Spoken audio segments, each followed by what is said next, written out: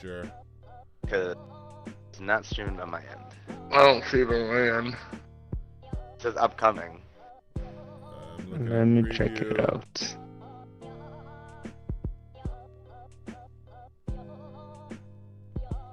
Let's see here. Just a quick second, just to make sure the stream is up and live.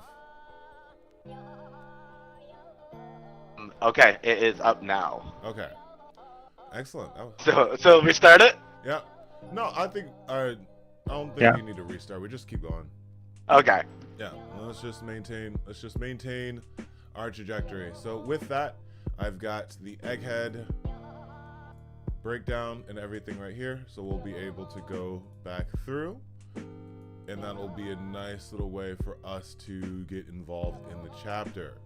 So with that, we started this journey. What's up? Netflix is able to give us a great intro, right? Because Egghead is on Netflix. Have you seen any of that? As far as the sorry, I guess I don't. Because I didn't mean to. I thought that you were filibustering. I was trying to help you out, but I didn't realize you had a tangent to say. So do you, we were starting. Finish your thing. Okay. Oh, go ahead. Also, you froze for a second too. I see that as well, so I'm panicking. Okay, that explains it a little bit more. But in looking up everything, it looks like we began Egghead roughly around, what was this, August? First comment is August 29th, 2022. So August 29th, 2022. Almost, yeah, literally, happy 2 years, actually. Egghead was pretty much 2 years.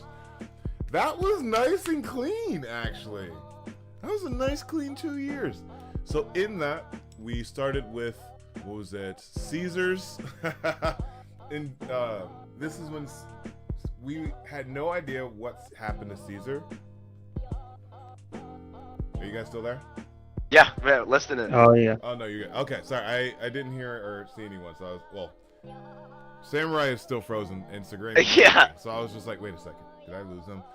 My wrist got turning on and off. Anyway, keep going. Yeah, no. So this is where Caesar is coming in on Ichiji. Is like, hey, take me with you. Let's work together.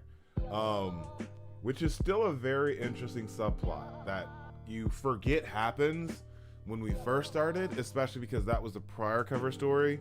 When now we're in the Yamato one, which, as a Yamato fan, even I'm just like, so yeah. Love One Piece Forever says hi. Oh. Thank Hi. you. Hi, Love One Piece Forever. I love One Piece Forever. Hey, One Piece Forever. We Thank all you for do. stopping by. Be sure to let us know what your thoughts on Egghead were. We're just going to be going through and talking about the entire arc and seeing, in our opinions, if it is a top 10, top 5, or even top 3. So it'll be a lot of craziness. It's funny because, sorry, did I cut you off, Drew? No, I'm reading. He's at peak, and then Embrace chimes in and says, remember when Egghead was supposed to be 10 chapters? Yeah, I know, like, oh yeah, we're just gonna scoop up our scientist man and get out of here. Now, Oh, man. And that's the best this is part. gonna be a long day. Yeah. Oh, this is gonna be a long day and a great stream. Yeah. Because this is like one of those parts. We started it. Oh, this is only gonna take blah blah blah, and then we get into like the death game. Then we get into all the fights around the world. Then we literally get to Kuma's backstory. We get to the literal drilling of St. Charlos. Like, there's so much that's just like 65 chapters, 2 years. I would say peak fiction, but that's just me. In the beginning Love One Piece. Go ahead. Yeah. Love One Piece Forever comes back with I never thought anything could surpass Alabasta. Ooh. But Skypiea came in really close, and Egghead was far superior to both of them. Whoa. See? Hyper. Doug, do you think that's warranted? Do you think they should be that excited over Egghead? Yeah. I I think do. Doug is the biggest advocate for that. Really? Yeah, like I previously thought Alabasta was one of the best. Like, standalone, Alabasta, definitely the best. If you combine NA's Levies and Water 7, still number 1 for me. But, I think for the sake of those will be separate. As a standalone arc, yeah, this could be number 1. Oh, really Okay. The conversation begins. Could be. Ooh, but hey, that's all part of the fun. So, as we jump in, go ahead. Oh, wait. We're forgetting. We have to give Alabasta the credit of being its first, where it's a really long storyline that comes together. Oh, yeah. And where, like, how much he had that planned from Reverse Mountain to Alabasta. It was the first one of its kind. So I think that makes Alabasta number 1. I don't know about that. I think as we also are having to deal with heavy recency bias, and we could even say Alabasta is a really good example of nostalgia goggles. So we have to weigh the pros and the cons of each arc and how honestly, the pacing, to be honest. So in that, everyone agrees Wano's not there because Wano was a little too long. Nobody's putting Wano in the conversation. Well, that's the funny thing is Wano could be better if it had points added to it. Zoro's backstory would have made it arc instead of in a freaking SPS. Anyway, I'm not over that apparently. No, I know. If we could have gone through his whole family bloodline, then they could have given him little trinkets like, well, these are my earrings from anyway, they could have done a lot with it. Wait, you want that over the Toma backstory? Who? Tomu? Gomu? Toma. Toma. Yeah. Toma. Let me get this off screen real quick before they come for us. Sorry, I'm bouncing back and forth between panels on screen and not because I've learned. OnePiece, love OnePiece forever. Ask about our Discord. I don't even know if we give out our Discord. I think that's fine though. I don't think it's. Do you have our Discord? Just like, is it like just Stan Robin? What is it? I have a lot of stuff up right now, so if someone wants to drop it for them, feel free. Yeah. I think it just started off as like a small content creator thing, and if we grow, we grow. So, yeah, welcome to the fun. But real quick, I'm gonna circle back. We started this arc with the reality behind 2 of the 4 emperors being absolute freaking jokes. One is Luffy getting his ass whooped by Nami, and me and Bullet were talking about this earlier. This is one of the best. Oda's jokes in these moments where they're just being family are some of the best comedy ever. Because you'll have, don't coddle him, Jinbei, and Nami's pissed off, and he's like, conquerors hockey! Ha! It's just like, what is happening right now?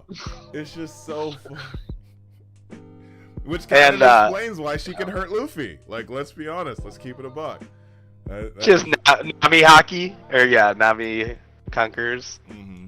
Wow. Well, yeah, the panel, she's got, like, the Gear 5 flames and the colored Supreme King lightning going off behind her in the panel. Wait, can you pull that up? Or did you have it? I have it pulled I want to see up, that. Wait, hold on. Let me. You're on my big TV, so I'm squinting. Oh yeah. Oh my god, it's so funny. Don't coddle him, Jinbei. Whoa! I love this. I love it so much, and that's the best part because you just see Emperor of the Sea, Monkey D. Luffy. I'm Betty Saudi. Please feed me. It's just a great juxtaposition because in this chapter, you also have freaking Buggy, who is also just like, please don't hurt me. Buggy and Luffy are like the emperors that like get beat up by their own crew. Oh my god, it's so funny. Oh man. So not Shanks or Blackbeard, they have more respect on their crew. Mm-hmm. So this is the chapter where we find out why Cross Guild is a thing and how it just fell into it, which is still freaking hilarious. Absolutely hilarious. Also, bounties. We also got bounties in this chapter. We got Mihawk's bounty. We got all of their bounties. So yeah, really fun, especially now because we're about to get new bounties. Okay. Who did the least in the arc? Okay, let's say Usopp. Okay, Usopp did the least in Egghead, right? Like, how could his bounty possibly go up? I know, but how could his bounty possibly go up? Because he was lighting Jay Garcia Saturn up when. Oh, he did hit it. Yeah. So do they just multiply all the crew members by 2? Like, how do they How do they do this? What is Chopper at? 1,000? Right. Chopper didn't do anything either, right? He only defended himself, I guess. He didn't really he attack. tanked an attack from a Gurusei. Let's not. That was insane. I know we're jumping around, like, but that was actually a feat because what is it? Guard point. If guard point, we saw guard point tank like a Big Mom attack, and we were all like, okay. Here comes a frickin' spider with poisonous barbs on his frickin' feet, and Chopper's just like, armament hockey. Chopper took armament hockey. Come on now. I don't remember if that panel had Conqueror's hockey or not. We'll have to get there, but yeah. Wow. He's 1,000 berries. Okay. Imagine this. You got the 2 giant guys do their King Sovereignty. Boo! Right to Chopper with his guard point. Is Chopper? Okay. After a Rumble Ball. Goku Sovereignty. Damn, my bad. Can Chopper tank that attack? All right, Drew. What is it gonna take for Chopper to get to a 1,500 bounty for you? Oh my goodness. All right. He has to cure a slave in front of a celestial dragon. He has to help a fisherman out. Yeah. I would say everyone on this Oh no. Well, I don't. Frankie punched a Vice Admiral out, which was pretty cool. And then he also punched Luffy, who then in turn hit a girl, say, Marcus Mars. So who knows? Like, did Brook get any W's in Egghead? He was with the guard. He was guarding Robin with everyone too. So I would. No. He was transporting Sunny with Lilith on the ice path. And she's just like, how are we gonna stop? I don't know yet. Oh, I forgot about that part. Oh yeah. So I think he was one that he didn't do. What is the green sand? No, I think he did. I think he was the one that the Sunny was frozen or something like that, right? He was stuck somewhere and he got it unstuck. He froze the clouds. He froze the clouds. And they were able to transport it down, right? Yeah. But they just stopped. Yeah. And that's why Lilith was like kicking him. Well, at least he did something. Yeah, so I would probably say Brook probably did the least because he wasn't even at the fight versus St. J. Garcia Saturn. He was just helping transport Sunny. At least Usopp, shot off a couple, right? Mm-hmm. Oh yeah. So it's like 100 million. Like his bounty goes up with every shot, Yeah, actually, okay. So Brook, but at least Robin was like reacting to. I'm sorry, we're skipping around. Should we go with your flow? No, you're good. I'm laughing because I just I'm going through the Straw Hats. I'm sorry. If anyone just saw my reaction, I just freaked because 10:59 is when we figure out that Shaki's a fucking Kuja. Oh yeah. I lost my mind that stream. These were two of some of the most fun streams ever. Because I just remember just being up and just screaming half the time. And was she the princess? Of course she's a Kuja. It makes so much sense. Oh, and if you don't mind, 2 comments I haven't said. I think we agree with this first one. Love One Piece Forever says, I think Eni's lobby waterfall was created by a super weapon, Mother Flame. Because it looks identical to the one. Yeah, I think we all agree that it's the same thing. Oh yeah, that was definitely Uranus. I believe so. I believe so. What do anybody disagree? It was the mighty blast from Uranus that made that hole. Oh, I didn't even get the joke at first. Specifically Drew's. Remember that Oda started making this when he was 22. This can all just be a giant fart joke. It can all just be a giant fart joke. Like, let's all remember can I go off who this person is. Imagine if the One Piece was like a One Piece that when you wear it, you become like Superman. It's just a giant romper. It's just Right, and he's like, it's not my time. I don't want to wear this. Oh man. Anyway. Luffy's gonna love it and hate it at the same time. That's funny. I know. And Brace also says they're gonna troll and make Usopp's bounty the second highest, and I agree. After Elbath. After Elbath, yes, but not before. After this transgression, I could see, as far as the big three bounties would be, Luffy, Zoro, woo, maybe and Sanji. So now the big three are back. No. Who, There's a new big maybe three. Maybe Robin, especially because they know that Robin's with, who's just like actively with them. Sanji's number 4. Well, I think it's gonna depend on whether it is the girls themselves that determine the bounty numbers, or they just determine the severity of or like how dangerous someone is, and the Marines just put up the numbers based on that. Who knows? I think it might be a balance between the two, because like you could argue that the girls there are freaking out that Luffy's photo got out in his wanted poster, so you could argue that they don't have anything to do with that. But with a lot of the, I guess, gaslighting that they do, in the influence in how much the bounties are, they have a big influence there. So I can definitely see a push-pull. Yeah, because I think they might have had a hand with Robin's first bounty being 79 million. Oh, Love One Piece Forever has another comment. Do you think Zoro always gets lost because he's a natural compass to the One Piece? I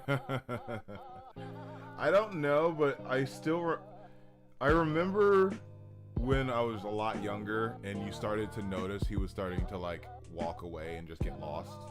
I think the real moment, like we're like, oh, he just gets lost, was when we got out of Skypiea, and it was Right. It was the race during He's like talking to the bird, and the bird is pointing south the entire time, and he's like, "Quit bugging me!" And the bird is like, "You're supposed to be going this way." You know, like the bird is like, like forever pointing where you're supposed to go. But the one that sticks out to me is what was it? The Davy back fight when they're racing, and he's just like, I don't know where I'm at, and you're just like, what is going on with this dude? That for me was just like, oh yeah, this is the thing. So Green, do you think that's gonna be a plot point? Huh? Do you think that's gonna be a plot point, Green? Getting lost. I certainly hope so. Imagine if Zoro getting lost is what gets them to Laugh Tale. I mean, he's probably gonna get to the space first, to be honest.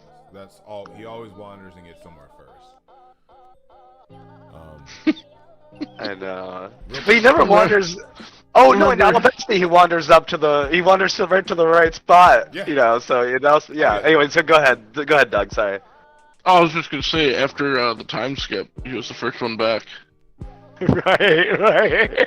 That's the joke. Like and then he got lost on the boat and chopped the motherfucker in half. Like, okay, Rumbo. Before I head on to 1060 real quick, just so everyone knows, 1059 is also the official introduction of the Seraphim battle on Amazon Lily. So the first two chapters of this arc were just punching hard as hell. So Egghead started off like I think Doug said it the best. Every week made it seem like it was something very new. Oh, yeah. That's the best way to It put it. literally started with a bang. And then 1060 is Luffy's dream, which we got referenced earlier. We got blue balled on. Oh! Are we all gonna go around and guess it, or do we all think it's like We can take the that biggest time now, party? though. We can use that time now, especially because the I Well, heard chapter. it's I very- also yeah. wanted, Go ahead. I also wanted to point out that we found out kind of what happened at Rocky Point. We did. Oh during my the surfing. goodness, so much happened in this chapter. So in this chapter, sorry, Hallelujah. you have Lelouch got blew the hell away, and not only The new that, Annie's lobby. you have Bonnie's introduction, and that's when she pops out, and we're all like, "She's a little girl. What's going on? What happened to her devil fruit?" This is, oh my goodness, I forgot. Oh right. That should have been our first sign that she was a little It girl. was our first sign, and we're all just like, wait a second. How do devil fruits activate? This means her devil fruit's not activated. Why is she a kid? And we're all just like, Oda? Oda? I've got to go back to our reaction to that chapter. Do we get that right away? Because it feels like it took us a second. Like someone should go back and check. And we can turn this into a short. I can't be bothered. I can't even be bothered. 1060. That was. 1060. That's wild. So, Oh, yeah. hey, Shaggy 2031 says, "Hey y'all. Hey Shaggy. Hey, Thanks for stopping by. Shaggy, ask us a question, please. Please ask us anything Well, about also, Egghead. About Egghead." How about this? I can also put the new poll in this stream, and that can be oh, yeah, a lot of. Den Mushi Kushi, which is a great username, says we don't speak of Bonnie with his eyes. Yeah, because I think we were all liking Bonnie a lot, and now we only like Bonnie as much as you know, we like Bonnie slightly less. I feel, you know. That's just so funny. Oh my goodness. So. Oh, I'm at work. All right. That's. Hope you Thank enjoy you, work, Shaggy. brother. Yeah. So, official question will be, where does Egghead rank? And that'll be the big thing for the next hour and a half. How about that, okay? Does Egghead rank as an arc? I'm going top. All right, this is not, well, I'm gonna give you Give number one, because some people are so bold. I'm gonna give you that option. Some people are so bold as to say recency bias won't deter them from actually saying that Egghead is number one. All right, we're gonna do number one, top three, top five, and then we'll give you top. You know, Zoe. I thought Zoe was so fire for a while. Arc, we will have a conversation. Yeah, This was actually. amazing. It was very short. Oh, there it was. Everything. Oh, start poll. Oh, Denim Mushikushi says Egghead definitely peaked, but then now the poll went up right when I said that. Egghead definitely peaked something. Does anyone read that? Oh, there it is. But cool open question that gets me scratching my head. Wow, what a sophisticated way to rephrase that. I love it. I love it. Denim Mushikushi. We have 2 votes already. Let's see. 3 and 5. Wow, someone's 4 or 5th favorite. There's 3 in front. That's incredible. Then Well, now we're gonna have. Well, there's a lot of conversations happening from that. top As well as 4. Bonnie. Oh, and can we go over Luffy's dream? Go ahead. Yeah, because this is a Okay. good time. And if anyone wants to drop thoughts in the chat for what you think Luffy's dream is, go ahead. Yeah. Drew, since it's your brainchild, spin with it, and then we'll all Yes, jump in. And yes. Library of Arthur. Wait, Library of O'Hara or Arthur, Yeah. something like that. Sure.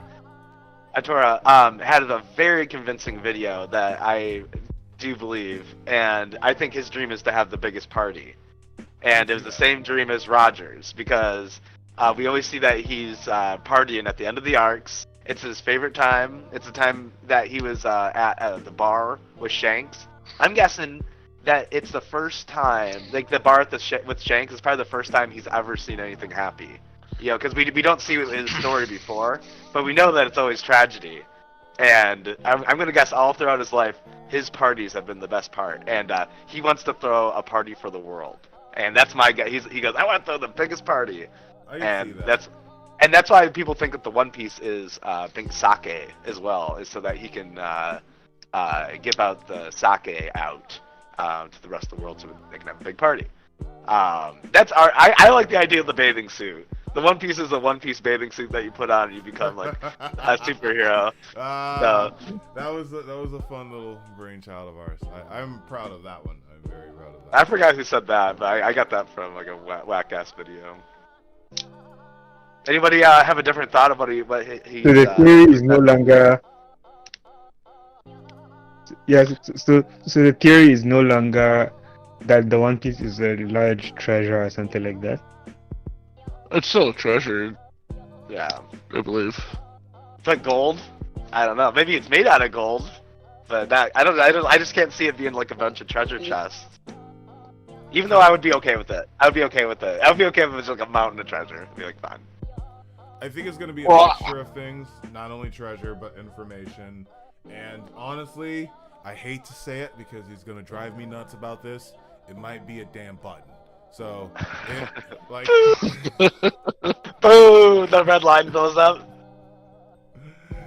So there's a lot of different things. I Luffy forgot finds that out whose mom is. Archer changed his idea, and he actually thinks that's a comic book. The One Piece is a comic book because we see them holding it in their hands in one panel. Oh my god. That'd be insane.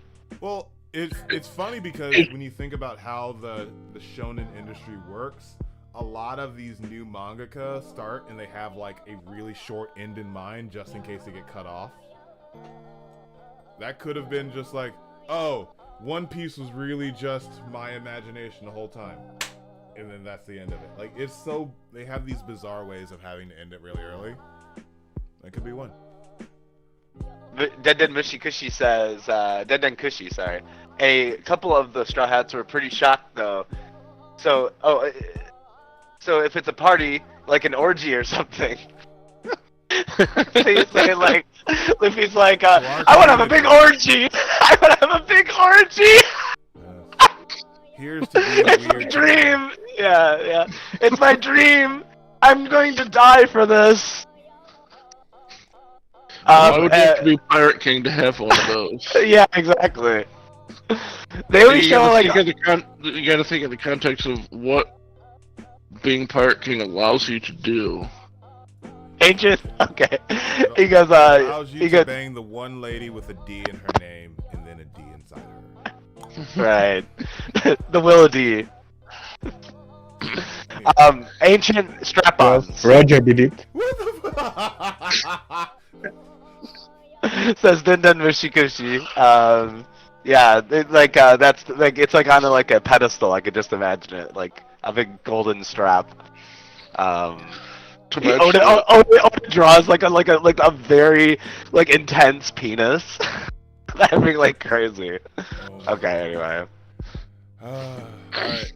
Let's go ahead and finish up with our thoughts on Luffy's dream, and then we'll jump into 1061. Oh yeah, I forgot we were talking about Also, that. yeah, go ahead and vote because there's like 6 votes already, and someone voted number 1. So I'm like, okay, this will be fun. I thought that was Doug. I thought Doug was the number 1 kind of guy. No, I said it could be number 1. If they didn't. Yeah, why isn't it number 1? What could they have done better? Any thoughts Oh, on that's Luffy's Doug. dream? Or are we good Well, with Luffy's dream? What is better than this arc? Yeah, I guess we are. I think we're done with Luffy's dream. Alright. Let's see what happens in 1061. We'll continue, like, and this is the fun part because we're just generally talking. We just go through the chapter real quick, and then we just move on to the next one. So this is working out perfectly. Let's just keep the vibe going, and be sure all 3 of you to vote as well if you haven't yet. So future. Watch the stream so we can get some views up. Oh my god, I forgot how scary that fucking shark was. So the beginning of 1061 is. Oh, tell Pauline I said bye too. Wayne says bye. Yay. DarkBriton. Let's see here. And then, so they get to the future island Egghead. We split up, which means that the arc officially started in 1061. And then, yeah, so we had everyone with the shark and playing around with that, as well as the... Oh! This is when we get introduced to Doll! Yes! Yes! Okay, 1061, we cut over to Naval Branch G14, where we get to see Toshiki again with the kids that were getting experimented on, which is insane. Forgot about that. We are also then introduced to Helmeppo and... what was her name?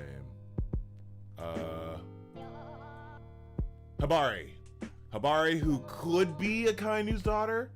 It's just so much happening. Prince Groose with his clay people, but more importantly, Doll. So yeah, just wanting to throw that out there. Brett, I think you might wanna blur this the manga more. Did we get hit? Because it's very visible. You might want to blur the manga a bit more because it's very visible. On the screen?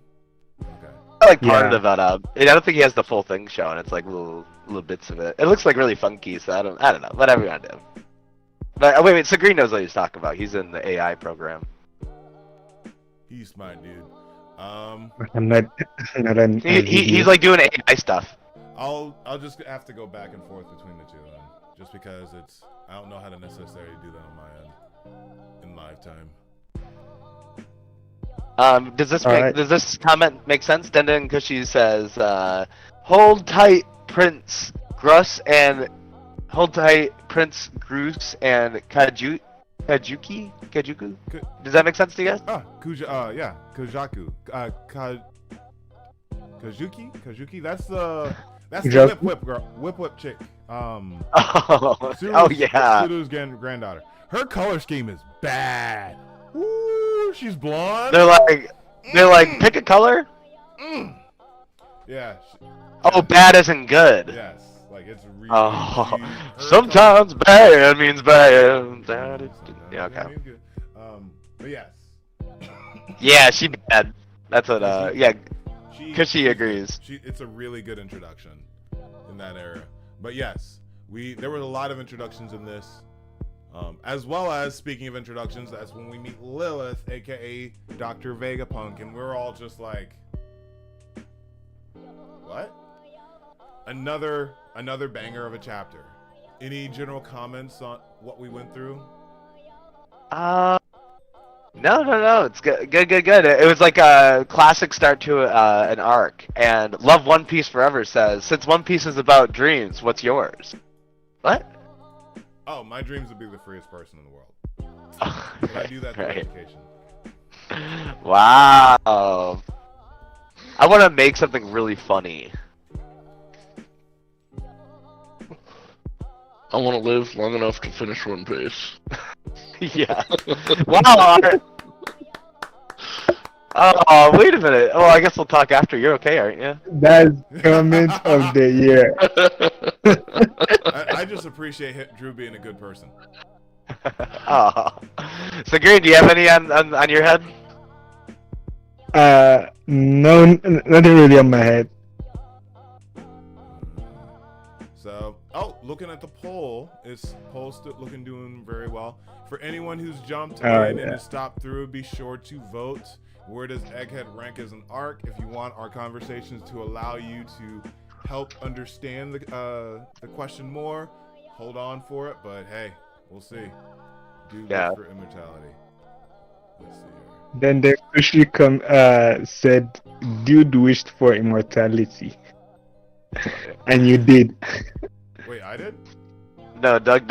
No, right, because One Piece is gonna go on forever. So if you wish to live. Oh, now I get it. See. Yeah. Gravity Falls. You guys ever seen Gravity Falls? I've never seen that. I've seen like clips of it, but not for me. Gravity Falls? It's an older Random TV show. But we actually. got 1062 is where we understood that Kuzan and Blackbeard were laying siege to the whole Cake Island Kingdom. So, pretty interesting that we How about that? This was a very interesting cover series we completely forgot about. So just in this chapter, I'm gonna go through, but any other in this chapter, I'll start off with a general comment. This is where Shaka was like, hey, you see that dude with the sword and the chick with their arms crossed? They're gonna murder you if you don't shut up. Chill out. That was one of the more cooler moments that I've seen in One Piece. Of like, if you do not calm down, they will kill you. Oh, that's right. Oh my goodness, that wasn't even a thing. The gloves that punch light and all of that.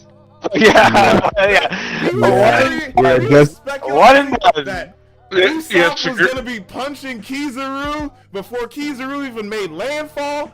Like, where can we have a conversation about where our theories went with all of that? Because I forgot that about the whole punching the light fixture stuff, and we're just like, oh, well now Usopp can do all this stuff.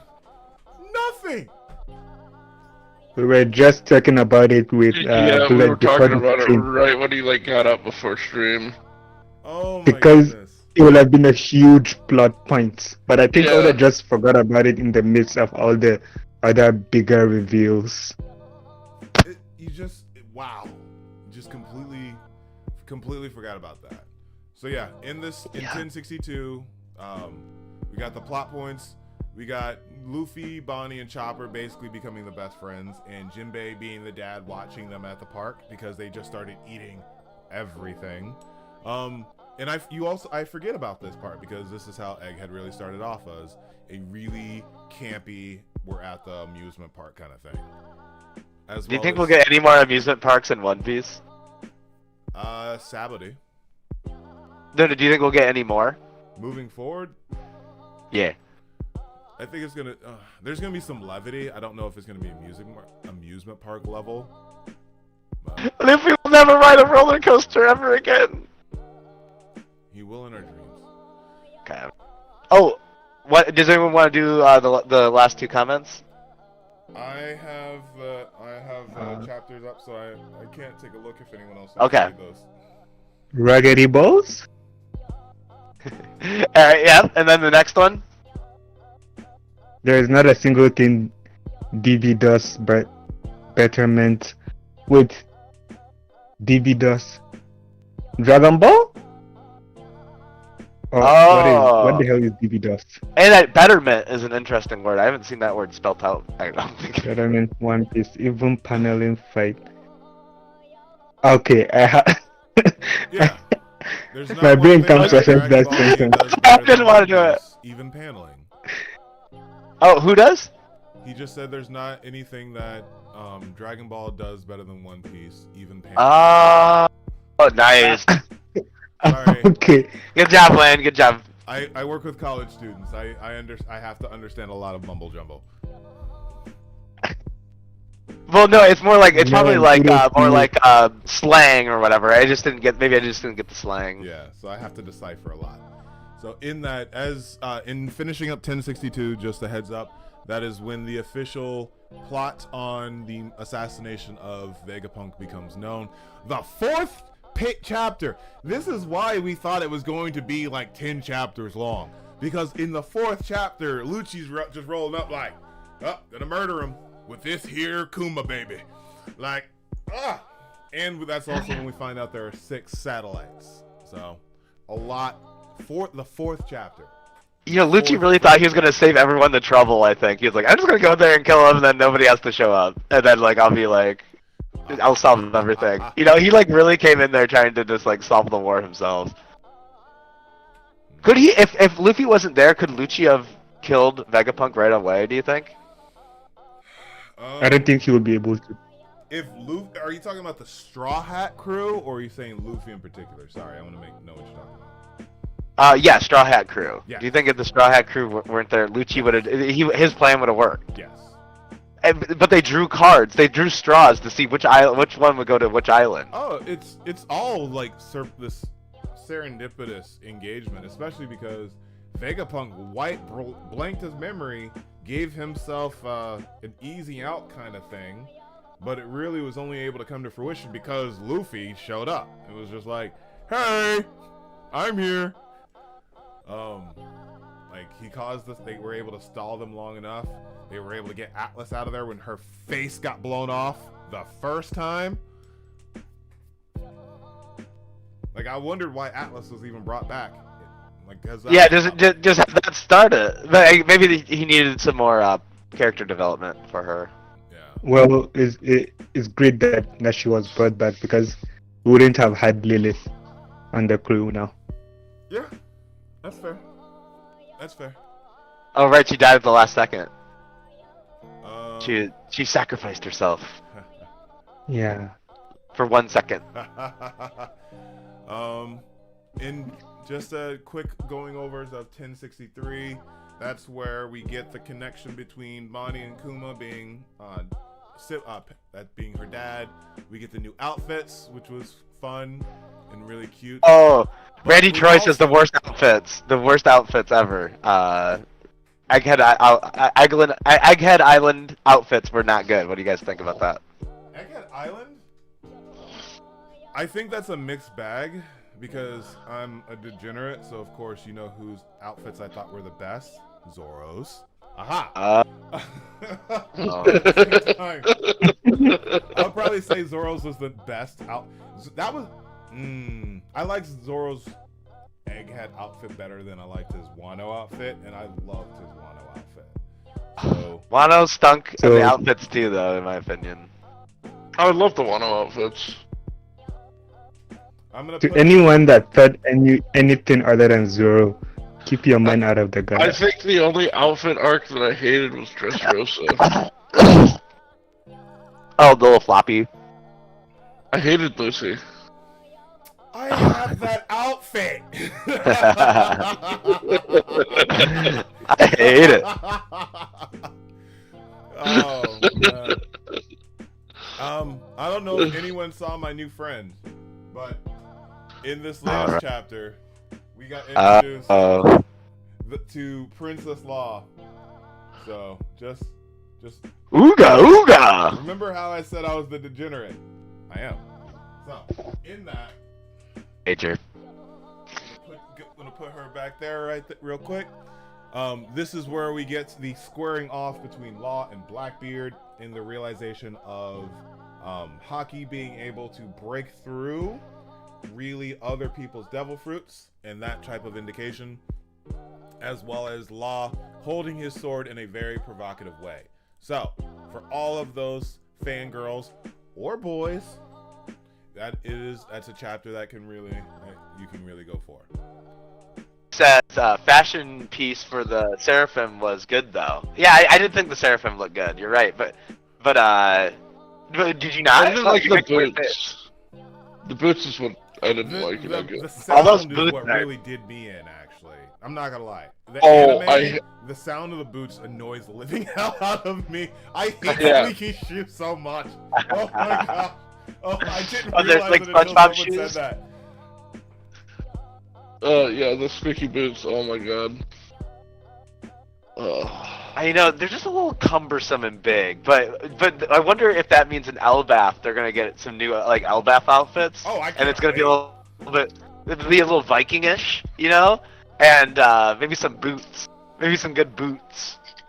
Oh yeah, I'm interested in who's gonna have the best outfit. Honestly, Luffy with a nice pair of rubber boots might be a good fit, or leather boots, you know. I can imagine him with those on. Good Robin. Mother. Oh, but big boots. Yeah, and speaking of that, 1064 is where, not the rest of them because Zoro, the best outfit hadn't come yet, but Zoro and let's see, Robin, Nami, Frankie, Usopp, and Sanji all got their new outfits, as well as what else happened here? We get to the Labo phase, which was pretty cool, as well as the confirmation that Blackbeard has pudding, because that was crazy because we were freaking out because the cover series of the week before was basically Pudding's confirmation being kidnapped, and then we see her kidnapped in a chapter. So that's where Oda is literally just like, you want to see why I've been doing these cover series for a while? Cook, spices, just sizzle. It was so top tier. It's so top tier. Any comments as I go over? Because that was a another very, very, very full chapter. They all are. He's just hiding less and less, and he's like bringing more people into the fold. So like, I know we probably talked about this, but like during the end of One Piece, how like there's gonna be so many cutaways to different character action because everyone's gonna be involved, right? It's gonna be like he says this. It's gonna be just like well, I guess we'll get to it later, so I'll save this one. But it's gonna be just like when we get the message later. Oh yeah, and I'm almost like which message, but 1065. Speaking of the 2-year anniversary, we have Film Red's color page, which was really, really cool. The different designs and outfits that we got for that movie. Still hard to believe it was 2 years ago. Still hard to believe 2 years ago for Film Red. And in that chapter, the 6 Vegapunks. So, reveal of Baby Jinbei. That baby don't look like me. That was a very fun time to be a One Piece fan. Not gonna lie. The pretty straightforward.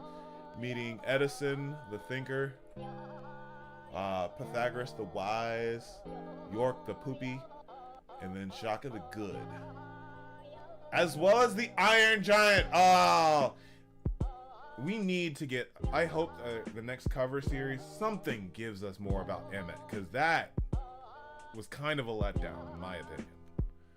We have the Iron Giant. What do you mean? Yeah. I would. How is he a We don't know what happened to him at the end. I want more. That's He all I'm pulled gonna his say. He pulled the string! He pulled the string! He He defeated all the Gorsai at the same time. Like, how much more badass is that? Go ahead. Yeah. Yeah, I know, Tuck and I are freaking. I'm disappointed because his last words in the series were, "I hope I'm not lonely. I'm sad now." Because is he just gonna be sitting there like hockey bomb? And now I'm like, bye, Luffy. Like, what's gonna happen now? He's What dead. happens to Emmett? Justice for He's Emmett. Dead. He's dead. Dead, gone forever. He just pulled one string. What if he has another string to pull? Wayne's hard. Alright. He's still on the island with Saturn, and I wonder What's if his name? they probably would have moved him since he's just like, hey, I'm right here. But who knows? 1066 is Shaka. Oh, that 1066 is the reveal that Shaka knows about Saul, and that Saul is alive. The fuck is Solid D? It makes no sense. Everybody else is regular sized. How is there a giant involved? That's like a big wrinkle in the plan. don't forget this is also when we see Dragon decides to create the Revolutionary Army.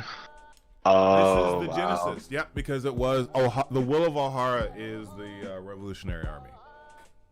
Because that's where it finally was like, I am stealing this resolve. You also don't see Dragon with the burn scars or tattoos or right. Meaning he got it. Oda's giving us a time frame now when he got those tattoos. Mm-hmm. As well as Vegapunk with that big ass head. So 1066, the Will of O'Hara. Wait a minute. Oh man, I just thought of a great theory. Go ahead. Wait a minute. Did you say flame? What? Yeah, what? What is Dragon marked by? It's I The don't know scar? if it's a tattoo or a burn. The little scars, like Oh, like a branding, not a burn. yeah. What if he... Oh, okay. Because I was going to say... Marked by We Flames. thought He's the one. guy What- marked by if- Flames, Yeah. Yeah, what if he is? But they showed the boat, and he has a different boat. It's a different black boat. Oh, now I think about it. Oh man, I forget. But there's something about like how dipping, like there's a character in One Piece that's talking about how dipping planks in sap makes it so that it's fire resistant. And that anyway, it's the same coder that did Dragon's ship. So then is the one that's ridden by the man marked with flames with the whirlpool. So I don't know. Andy, they work for the government according to Blackbeard's crew. So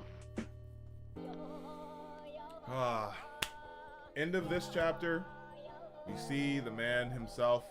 The fact that we did not get who this design was based off of is hilarious, because we're just sitting here like, why is his tongue out?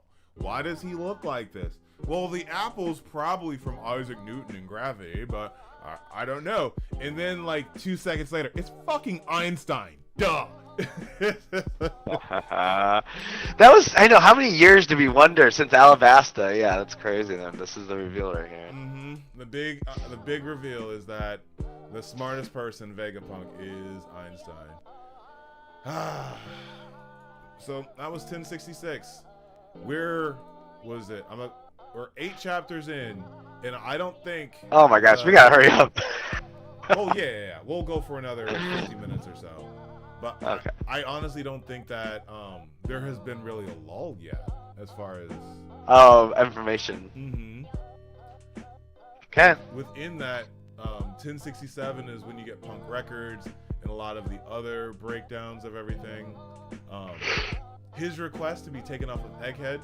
So I'm guessing he just read the note of his mind being blanked, and he's just like, hey, can you get me off of here, because someone's gonna kill me.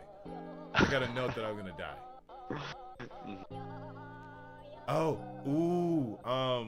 I should also mention, and this is only because of prior knowledge, that on pages, let's see here, at the very end of this chapter, Kuma gets up and just takes off running, okay? All right. We find out that there is a kill switch that is up in him. We thought he was going to explode. Drew was one of the main arbiters of that. Yes.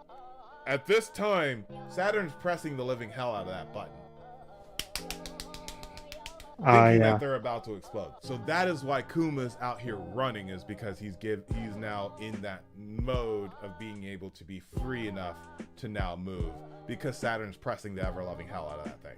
So at this point, Saturn is trying to assassinate all of the Revolutionary Army in that moment. So just so everyone is aware of what's happening in that moment, when Kuma's starting to move, it is just like, goodbye. They're dead now, right? Yes, they're dead. And meanwhile, Kuma's just like, order! So, 10 is just, it's just so chock full of everything.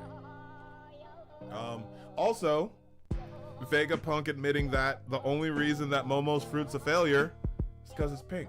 And I called that a while ago. And yeah, I was gonna say, wasn't that already a pretty funny theory? It's well, that just shows he's a perfectionist on all accounts. So. And then I wonder if can he make another one? I want another dragon fruit. I want Nami to have the next dragon fruit. We'll ask Lilith to make it. Yes, that's what she's on our side now. Denden Kushi says Vegapunk just casually drop in reveals. Casually. At 10 chapters in, they make landfall. With CP0 makes a landfall, as well as Atlas gets her face blown off by Lucci, and we get Pigeon Guy and Luffy just looking at each other. The magical eye locking of people who haven't seen each other since Innie's Lobby. Yeah, Innie's Lobby is just like, that's the moment of like, Pigeon Guy. So, you know, Lucci awakened his devil fruit, was like, oh, I could get him now, and he's like, oh shit. Yep, and we're about to, and that's what that's literally all that's literally all the next chapter of the fight is them just going in. So yeah, 1069 was just that. Hey, Kushi says, I got to go, but DM me on Discord sometime, and I'll community post your channel. Thank you. That'll get to that 1,000. I know we're so close. What have we got? 67 more subscribers, I think, to 1,000. Oh yeah, we're in pretty close. No, Denny and Cushy, let us know. That's amazing. Thank you so much for that help. Jeez, let's go. Din Cushy, thank you for stopping by. Yeah, and anyone else, drop your thoughts. Oh, we're up to 10 votes in the stream. So we'll go for another 50 minutes at the least, depending on how crazy the conversation gets. Where does Egghead rank as an arc? 30% tied is 30 in top 5. Tied at 30% is number 1 in top 5, with top 3 being okay. And it's the rational answer. It's the one that's actually correct. I mean, so, we'll see. We got another 50 minutes, so we'll see if anyone jumps in. Yeah. It's kind of funny with 1069. Nice.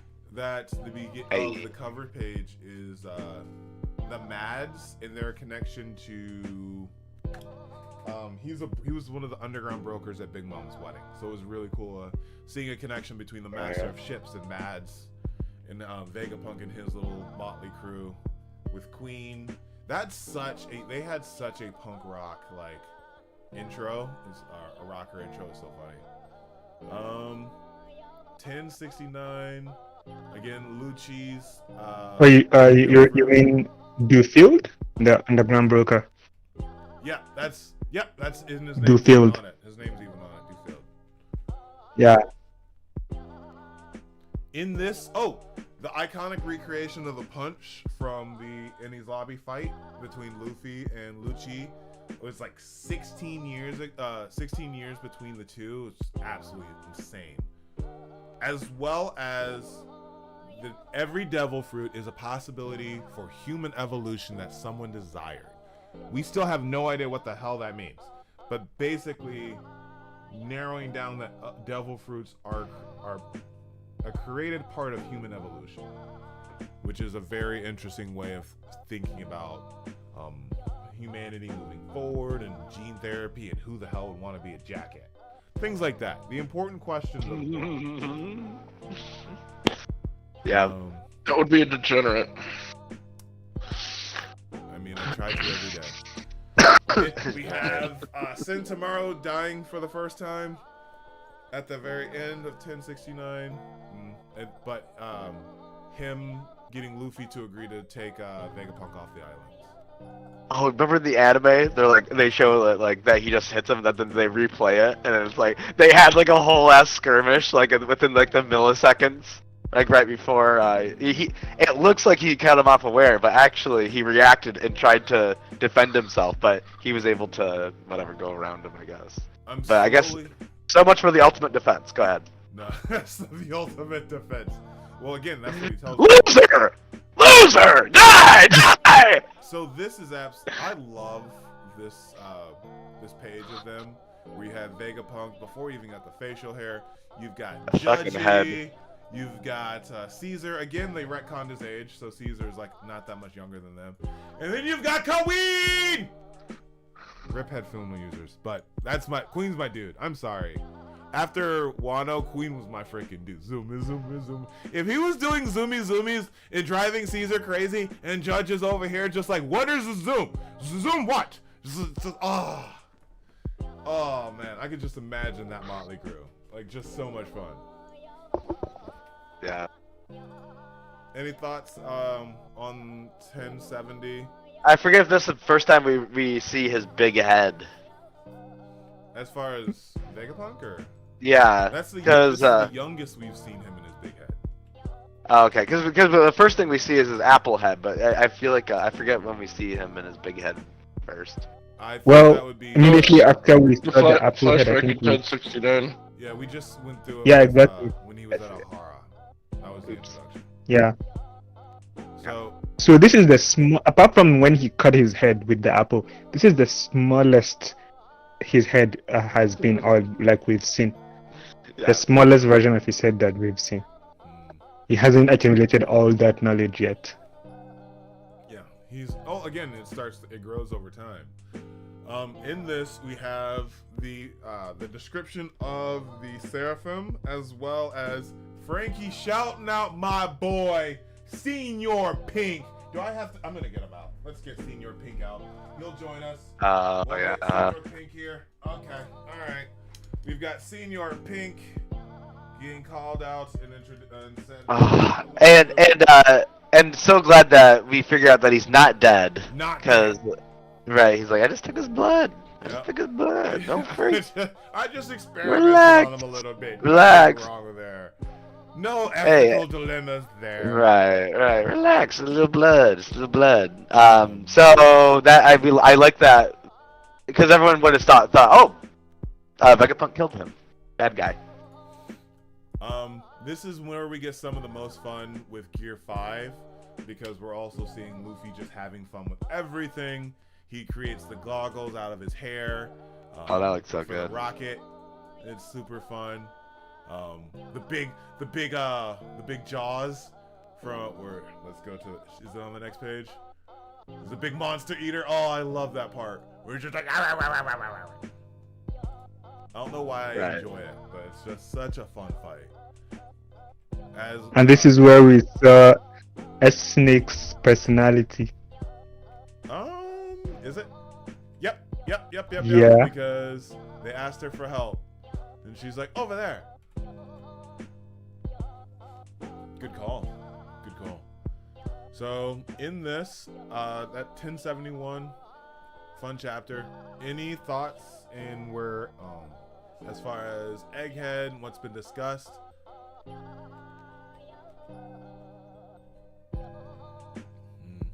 Let's see. We're getting some more Film Red stuff, which is fun.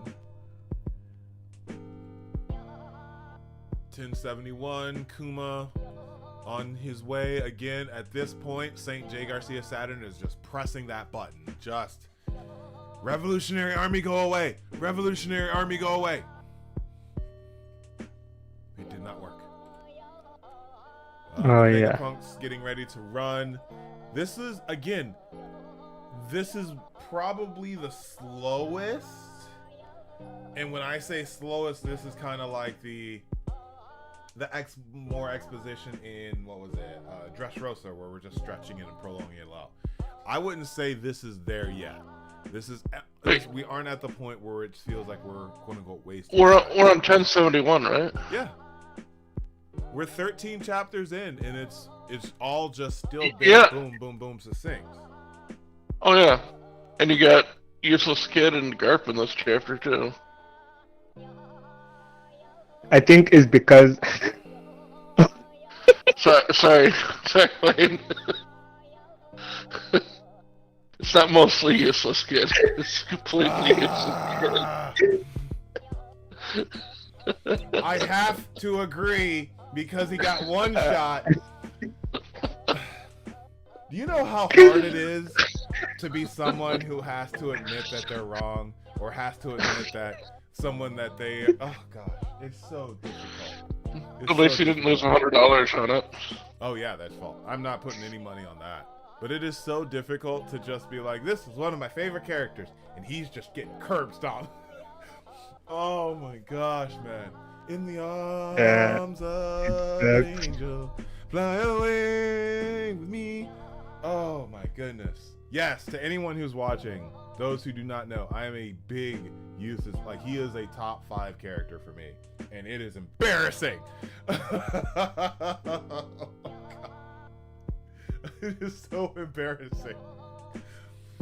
But don't hate who you love. Don't hate who you love. Oh yeah. What was I about to say? I was about to say the reason I think we didn't feel like it was dragging was because it was like the timing was perfect. So Oda will give us a lot of information, and then in the next chapter he will switch to giving us maybe an update around the world, what is going on. So with maybe Kuma running to the to Marijoa, or maybe Kobe's incident and Sabo's incident and stuff like that. So that, I think that is why we didn't feel like it was dragging. While in Dressrosa it was a bit different. Well, again, it's so succinct, and we're not returning to places. Where we're Dressrosa, everyone was so spread out, we had to keep returning. There was like 5, 6 different like factions at one point. Like Kinemon's just running around singing Kanjuro, which was a mistake in many ways to begin with. Sorry, on that spoiler, but it's so many different interesting aspects of it.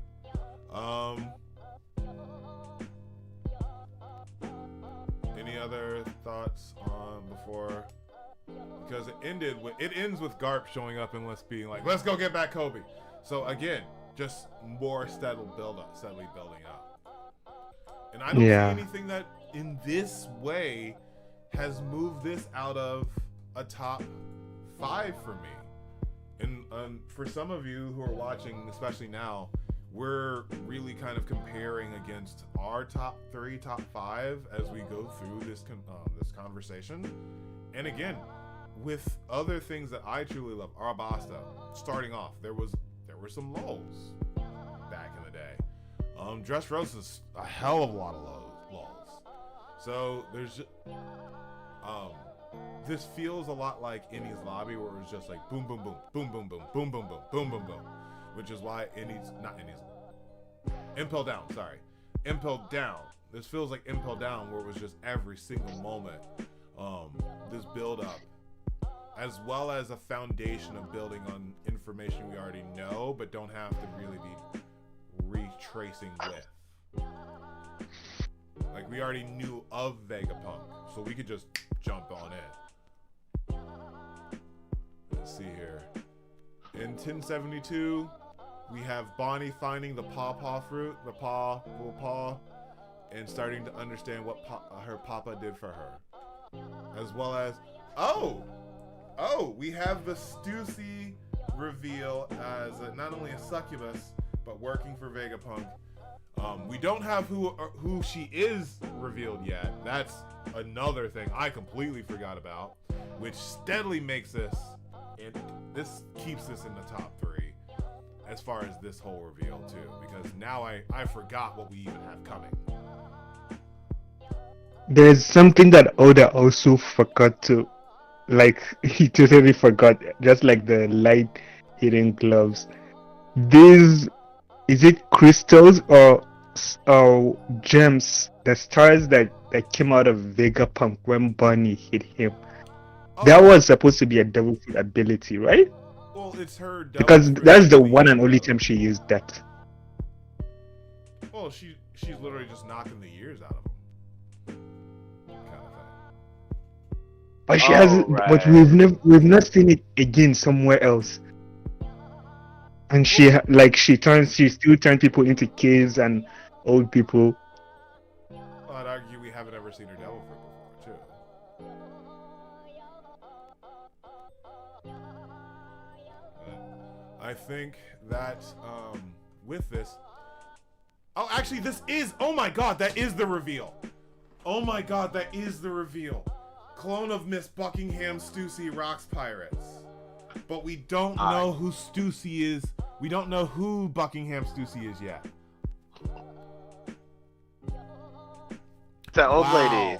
So yes, 1072 is the reveal that she is a clone of someone from the Rocks Pirates, but we don't know who Buckingham Stussy is. Oh my goodness. Yes, I forgot so much. The fake Whitebeard's mom isn't her? We haven't found that out yet. We don't know that fake Whitebeard's waifu is Buckingham Stussy. She's bucking. That's all we know her as.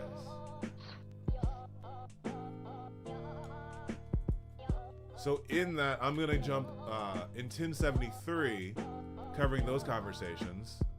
And that's the very next chapter. It's just bang after bang after bang. So in that, we've got Stussy putting them to sleep, a little tongue action. Zoro and actually Brooke blushing. Well, and then Zoro and both of them being like, let's not mess with this at all. Go ahead. are you saying that it's still not confirmed? Because on the One Piece wiki, they have her as Buckingham Stussy. In 1072, it wasn't. In 1073, it was. Okay, I didn't catch that part. Yeah, Got yeah. it. So that's what I mean. Like the end of 1073 is where you see her, and that's where it's former Rocks pirate, self-styled scientist, Mads freeloader, Miss Buckin _ Buckingham Stussy. That is when we were like, get the out of here. And that's my where God. we're all just like, so Weevil's a clone. No, a Seraphim. Oh yeah, he's the earliest Seraphim. Remember in the cover story they showed her, right? But with she was turning the other way. Yeah. She's with, Weevil Matt's is cover story. Weevil is Yeah. Is, what's his name's Seraphim? Caesar's. Caesar doesn't what? Weevil would be a Caesar Seraphim. Oh, because of how deformed he is. Okay. Thank Yeah. you. I was just like, what? Where did that come from? Just so we know, 1073 is also Saint J. Garcia Saturn making landfall. Okay. Oh my god. 1074. Sin Tomorrow survives again. I'm gonna be saying that multiple times. We have the best outfit reveal in all of Egghead, Buckingham Stussy. I mean Zoro. Zoro's was the best in all of Egghead. It is absolute peak, and this is like so funny because like I don't care what gender you are or who you loved, everyone was like, it's spot on. So really fun, especially because we got the whiteout panel with everyone. Go ahead. Squeak, squeak, squeak. Yeah, the shoes, unfortunately, squeak, squeak. They're all rubbery there. Bonnie's starting to see some of the Kuma memories, basically telling us to prepare for imminent pain and hurt. And then the beginning of the death game. So in this chapter, a huge just bang thing after thing after thing. Beginning of the death game, as well as finding out that Vivi and Wapol are with, what did they call him? What he calls him Big News Morgsy. Morgan. No, but he calls him Morgsy. Morgy, he calls him Morgy. So Wapol is with Morgy and Vivi is tailing along. And we don't know how they got there yet, which is fun.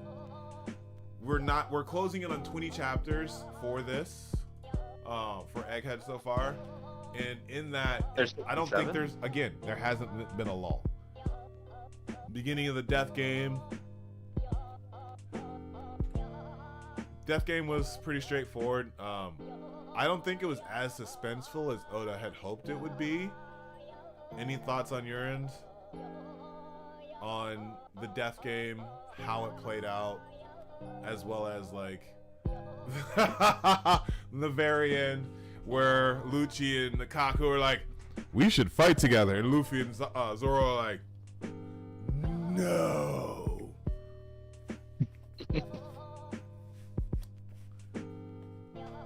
Any thoughts from 1075? Just a solid chapter. Yep. In the entire grand scheme. Let's see here. Very good. Let me go ahead. Wait, oh my god. What? Everything could have been solved if we had just left York in stone. Well, there's no way of, if they had like grabbed York and moved her, maybe. But remember, she had them come back and unfreeze her. No, I know, I'm just saying. If they had known, they wouldn't have gotten her turned back. Yeah, they've been like, oh, fuck that. I'm gonna just keep her stuff. Let's keep her that way. Easy! And then the barrier wouldn't have gone down and Vegapunk would have been alive. Yep. Alright. Let's keep the train. So Oh yeah, go when CP0 arrived, Vegapunk called someone for help. Oh, yeah, Was that Sentomaru? Did we confirm that was Sentomaru? I'm pretty sure that was Stussy. Yeah, because he's like, turn on them She now. was she was with CP0 Well, when Vegapunk called the for question help. would be how would she have gotten the orders to betray them? And we hear the phone call with Sentomaru. He's like, sorry, I got you into all this trouble. He's like, no we problem. saw Edison say that at the very end. I told you to betray them. I'm sorry. Go ahead and do what you want to do. That's when she was like, can I free Kaku? And unfortunately, Drew's assumption of like, they're really friends, blah, blah, blah. Lucci's still going to kill her. But yeah, there's that. Oh. But they're still friends. Yeah, they're still friends. With Kaku. Right. Yeah, not with Stussy. But also, yeah, Lucci is a little bloodthirsty. A little? Where have you been at? A whittle. He's just a whittle. Seems like you've been asleep for 2 years. Nah. I think Drew's right about Stussy. Let's see here. I'm gonna as far as the overall chapter of 1076, that is one of the funnier moments of like Zoro not telling everyone what the heck was going on. So there is that understanding. You have, let's see here, the Stella being detained, as well as Shanks is on Elbath. So we have that reveal of them on the island with Oimo, Kashi, and Dory and Bragi. So that within 18 chapters, we're seeing Dory and Bragi. Like, I just don't know how else this cannot be a full arc that brings everything together, like Impel Down, like Marineford, which is like that's the kind of that true world building piece, if you will. And then Kid is just like, I'll be able to do it. And I remember this time. I remember just being like, you know what? If Eustace Captain Kid can get a lick off, that's going to change this entire community. It's going to be a hard difficulty fight, and everyone's going to be talking about my boy in a much better way. Little did I know. He's a glass cannon. Like, he couldn't even react to he couldn't even react to Shanks's zoom skills. He was like, oh. He's so far beyond useless Captain Kid. He is like leagues and leagues over him. I also think there's a big difference between like how Shanks approaches things and how like Big Mom did. I think if Big Mom had thought he was as big of a threat as he was, she would have killed him. Shanks or Luffy? I think Big Mom would have killed Useless Kid if she had realized that he was actually a threat. She'd be like, "Oh, you can just kill a few of my." She'd be like, "You can just kill a few of my subordinates, so I'll just see what happens." Maybe I can. I think she would have let him. I don't think she took the fight seriously from the start. Oh no. Like Shanks was just like, "I know what you can do. I'm not even gonna let you do it." Oh, you mean Kid and Law versus? I completely forgot that they even fought. Yeah, Kid and Law. Like when Kid was raiding Big Mom's ships and all of that. No. Bro, I forgot that they did that. They had to double team it though. They had to one person had to hold her down, the other person had to stab her through 1,800 floors. No, literally, Law literally put a spike in between her in her chest and was just like, "Stay there, bitch." They had to double team her. Yeah, I know. And but I mean, honestly, you don't think that if Shanks wanted anything to do with Big Mom, he could rip Big Mom into pieces, don't you think? I don't know, especially with her defensive abilities against conquerors. That was yeah, because remember she's just a tank, and literally she's an iron balloon, which is insane. Don't forget. Its attack weren't working on Big Mom. Even the awakened attacks.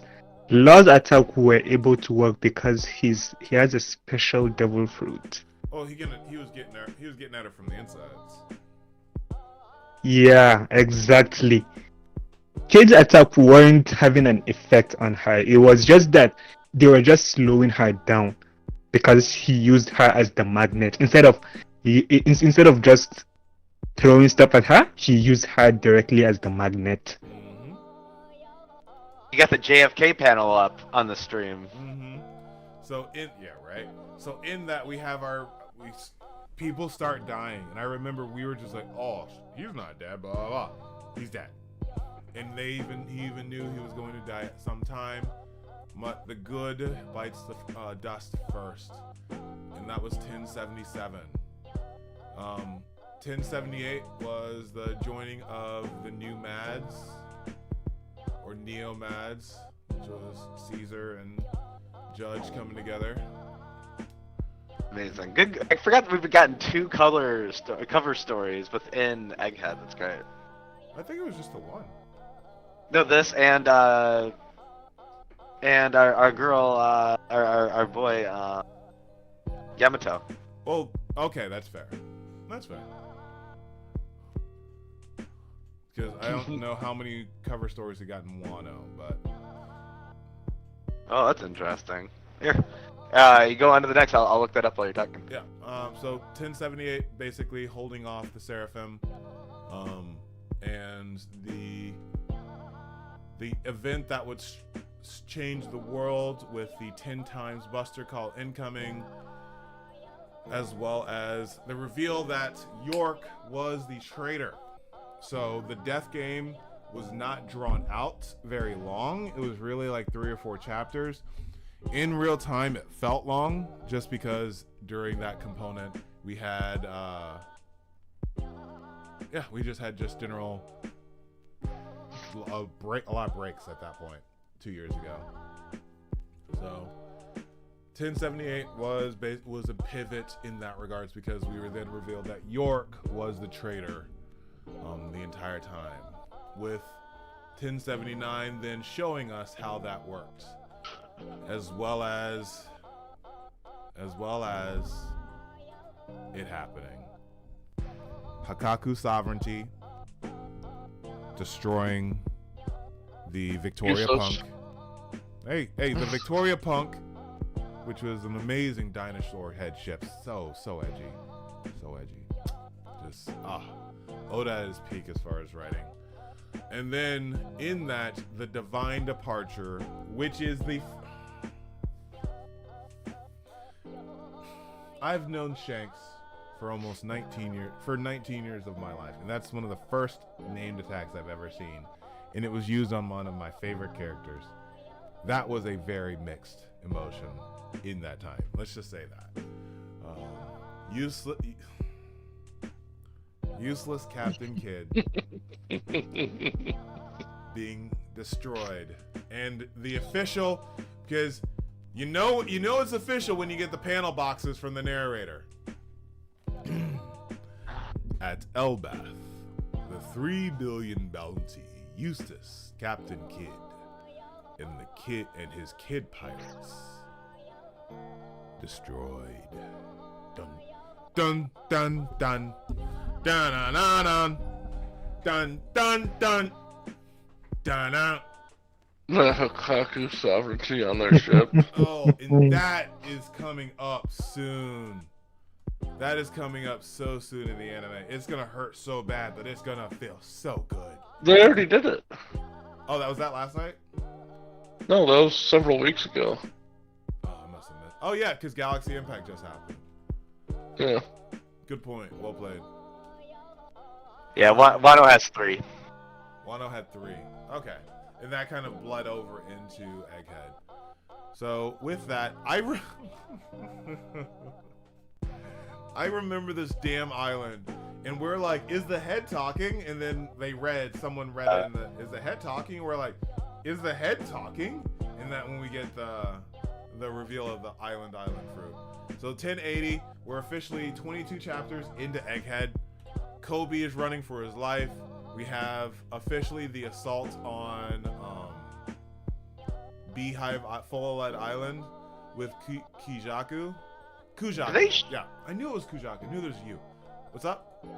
They show in the anime, they show Garp punching the water, and then that propels him like a Kude burst over the island. Yeah. Did they show that in this? I didn't see what propelled this time. He punches the freaking water, and it just like Luffy's like Gear 5 like crazy rubber ability, like smashes the water in, and then it propels him through, and that's what got him to jump up on the water. It's insane. I would probably say it's more akin to when they did Kude burst in front of him, and him similar to his freaking grandson's like, I want to figure out how to do that. My turn! That's Luffy. Like, I'm sorry, that's Luffy. Anytime Luffy's ever seen something, he's like, I want to do that. I could see Garp being that exact same way. You just made a ship fly? I can do that. I don't think they touched upon that, and they should have. They didn't touch upon that premise. So good. Yeah, to that point, we didn't see how the ship took flight in the manga, so that's fun because all you see is charge. He says, "Hang on tight, charge." He's like, "Heh heh heh." Little did we know he punched the damn water. That poor water. It didn't deserve all that. Wait, is this the first time that he did this? Yeah. Yes. In the manga, in the First time story. we've seen him punch big time. Well, we've only seen him punch Man, Carmean. Well, Galaxy I thought I've Impact. seen it more before. Attack, and we just Okay. got Garp's first attack. That's What did why Doug this is say? so impactful. What'd you say, Doug? It's so galactically impactful. Oh, there we go. I knew it was good. Oh, Yeah, Garp, he's so muscly and awesome. the way they animated it too, so Oh, beautiful. they show a galaxy behind him, and then when the camera swivels back to it, there's like a horizon, and it comes back into the regular viewpoint, but you can still see the galaxy behind him. It's so good. Oh yeah, the anime went crazy on that one. I just love it. I love how they did You it. see like all the pirates below just being like, like it was so fun. It was so fun. In that we also get the flashback of how Kuzan and Blackbeard joined forces, and the epic realization that pirates really just share a same vision. They're not necessarily our Straw Hats are friends, but it's more like they have like a mutual understanding of where to go. We also get the man with the burn scars. That's where this comes from. As well as going back to the fight between Kuzan and Garp, where we see Blue Hole, and the anime did a really good job of showing how Kuzan survived.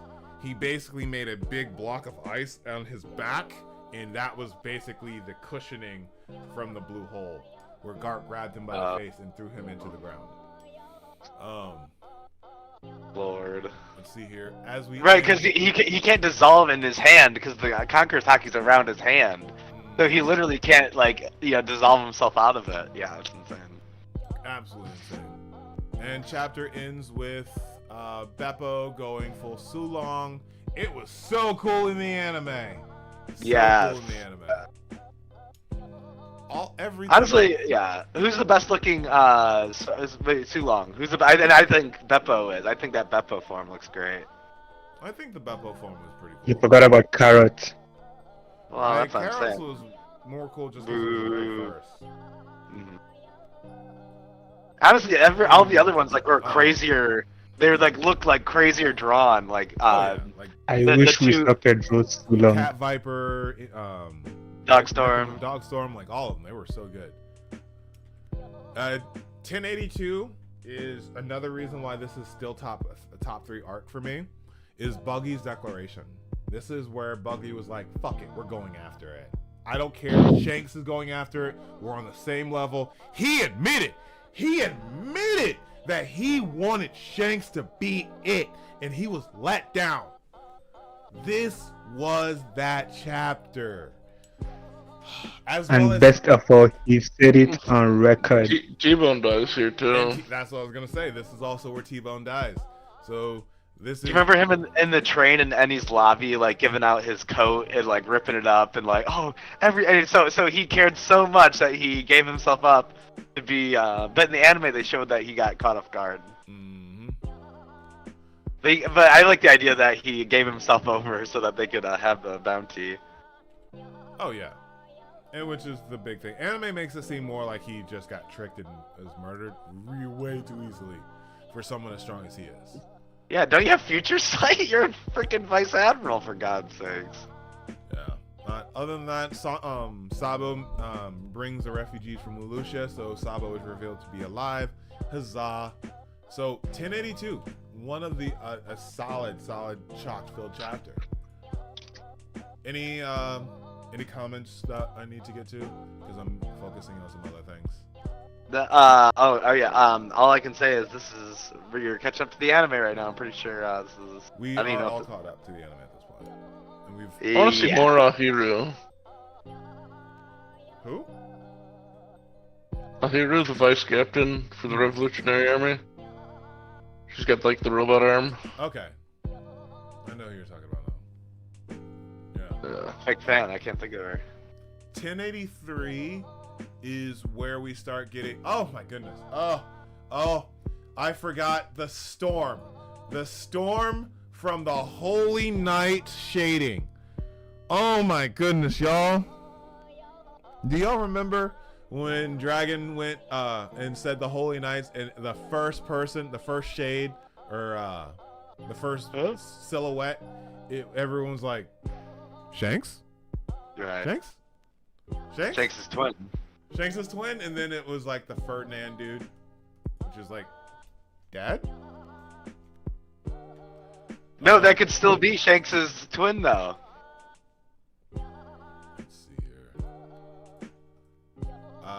Let's see here. Soot fruit. Oh, we got to find out Karasu's fruit, which is the soot fruit. He just likes crows.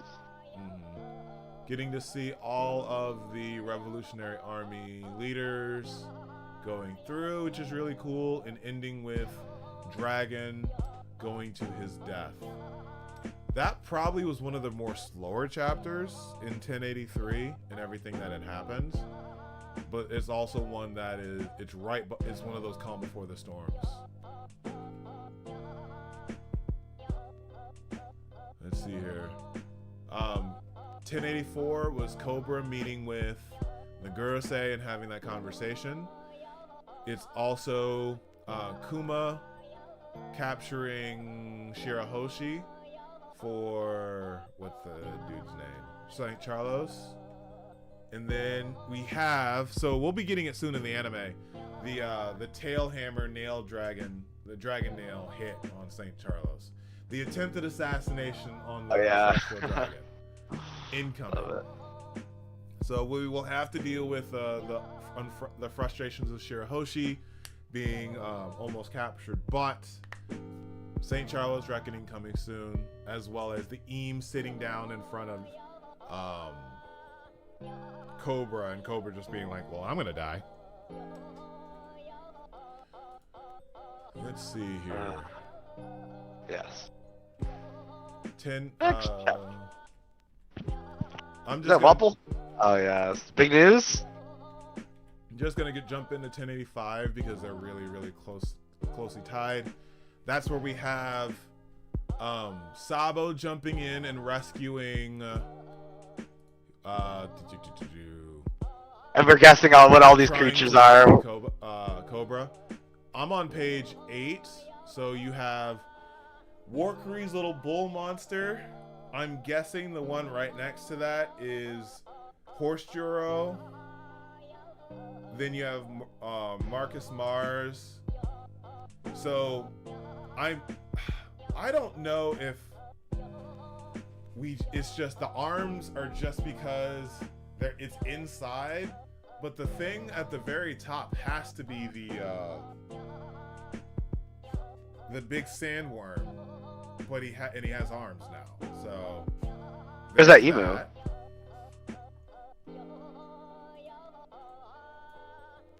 Yeah, what is that? Where exactly? Which page? So, Yeah, what is that thing with the arms? I So you forget. have What the Sabo, hell? he's over Cobra's body. And then you have, from left to right, you have, It's page 8 of chapter I'm 1085.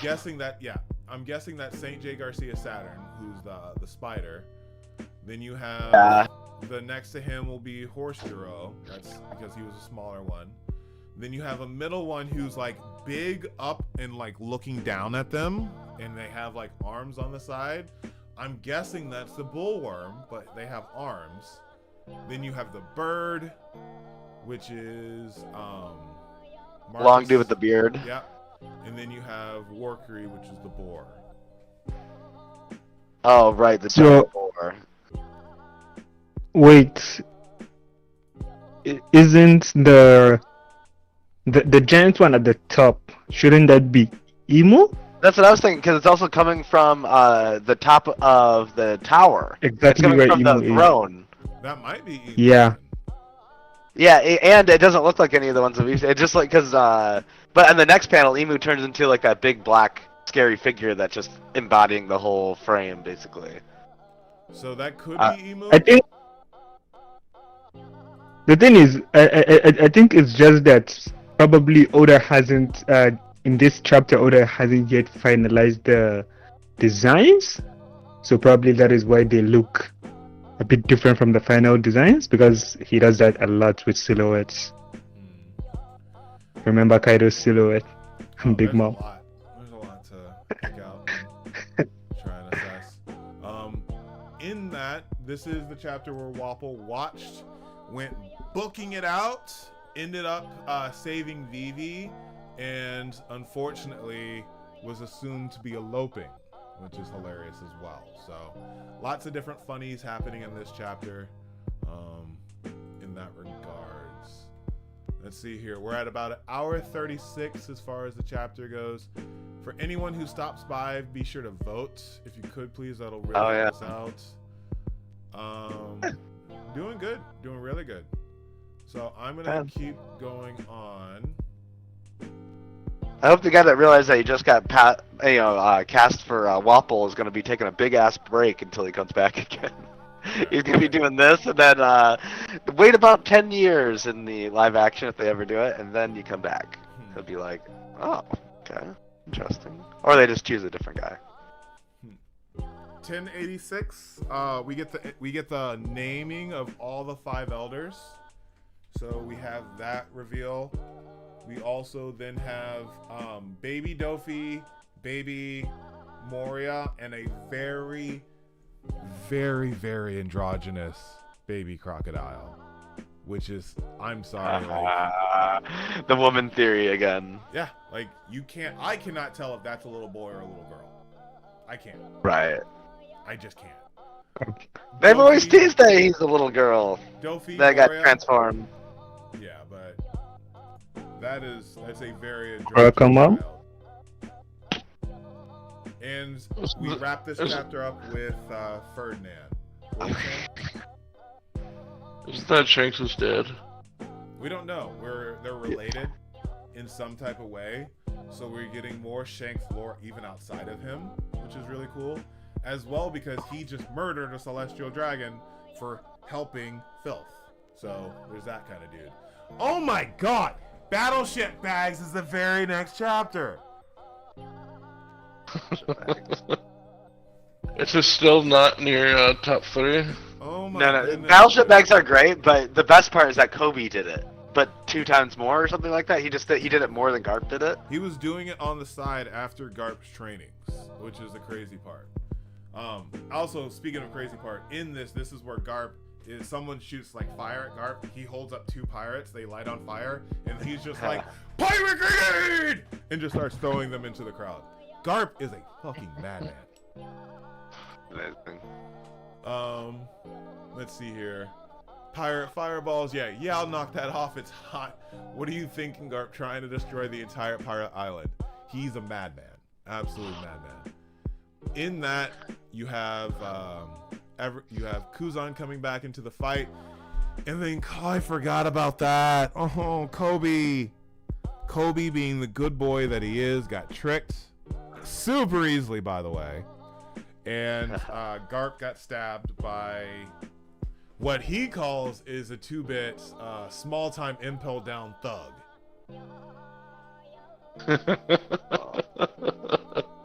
As he just absolutely destroys him. Garp At is the a Chad, deepest dude. level. Yeah. Garp is an absolute Chad. And in that, we have the beginning of Battleship Bags. So we have him and Kuzan coming to blows. And we see a young Garp and a very baby Kuzan as they're just really talking and hanging out. And we see how they grow throughout the years, as well as Kuzan's becoming stronger with the Battleship Bags.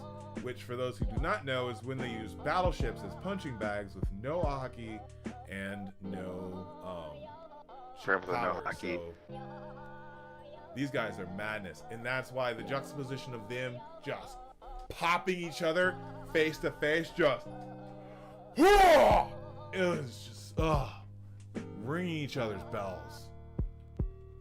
Let's see here. And then, in the anime, they make it seem like Kuzan joins Blackbeard kind of willy-nilly, like a little bit like he wanted to.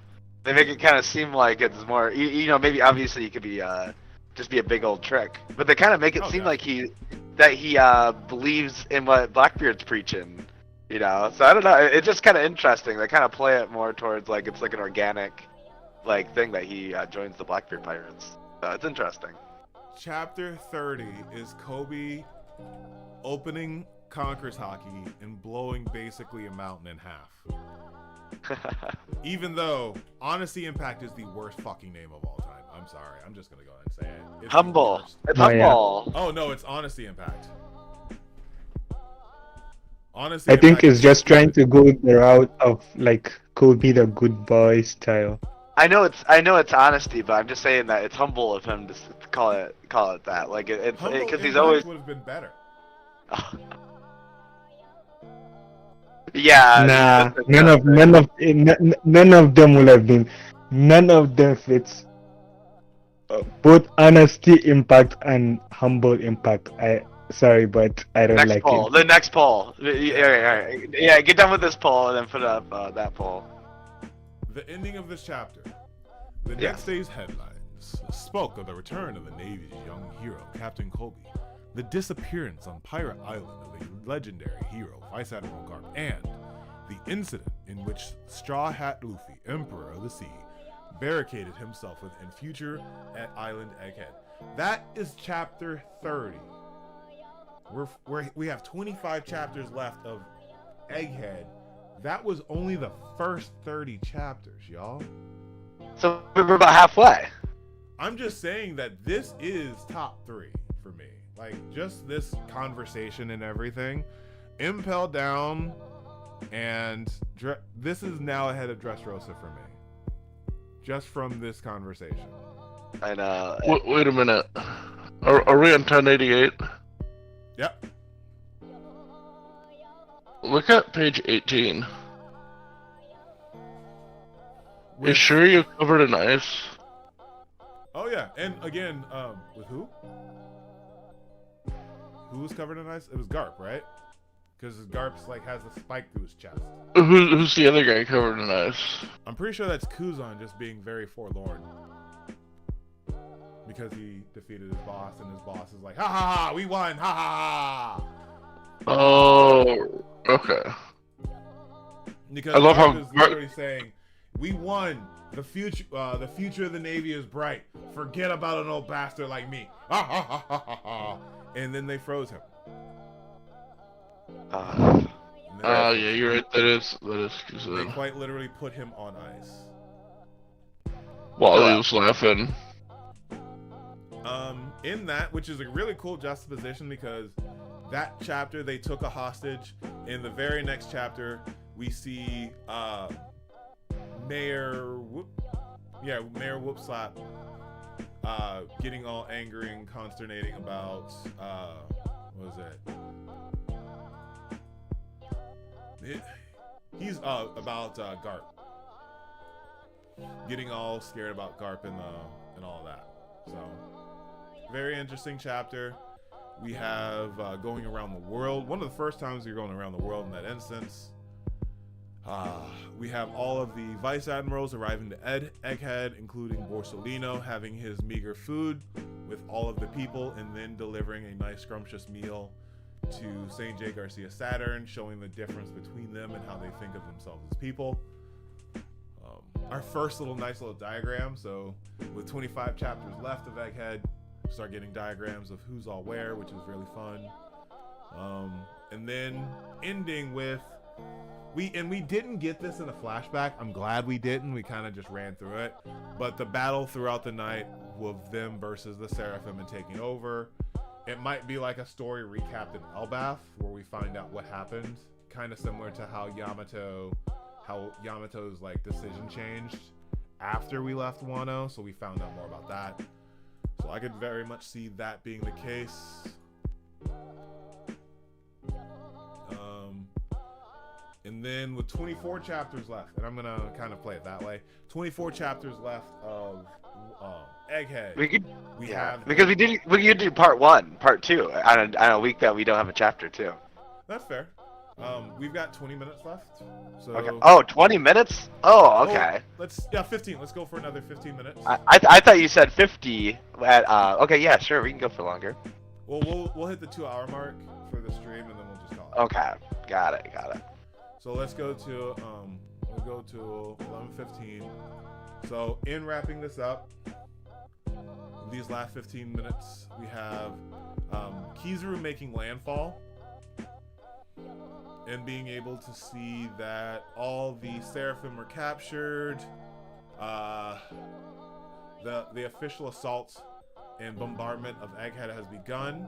Hey, what about chapter 1090's cover art? 1090? Yeah. Are we talking about the black cats with the black cat? Yeah, Kiro. Yeah, Captain Koro. Oh. Black cats. 3 black cats. It's been a while since we saw him. Is it 3 or 4 black cats?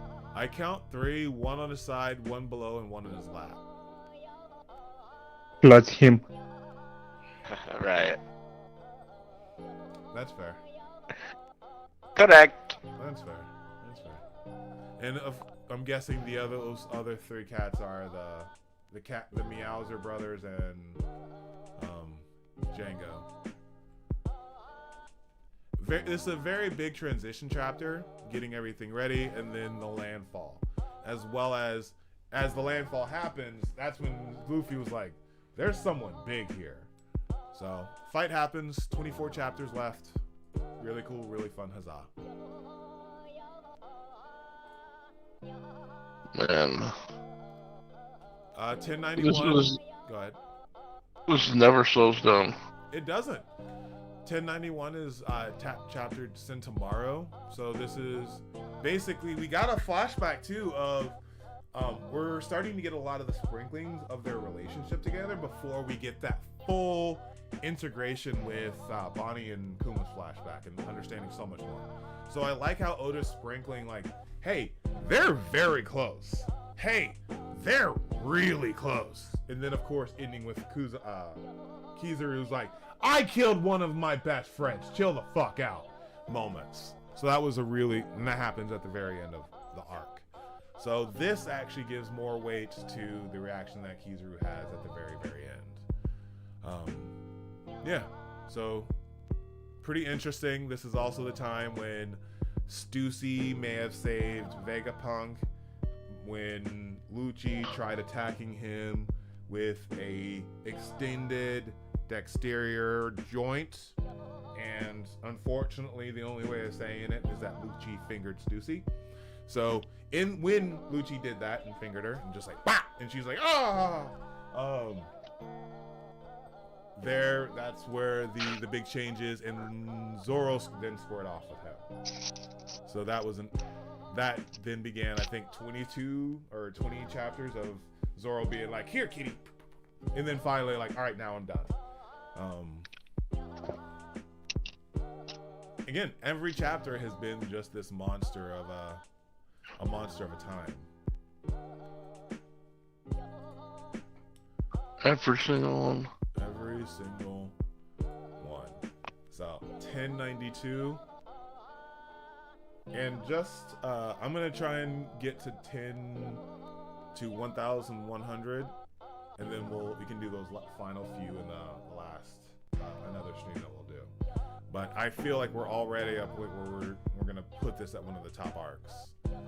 So in 1092, the fight. Oh, again, so long ago. So you have the fight between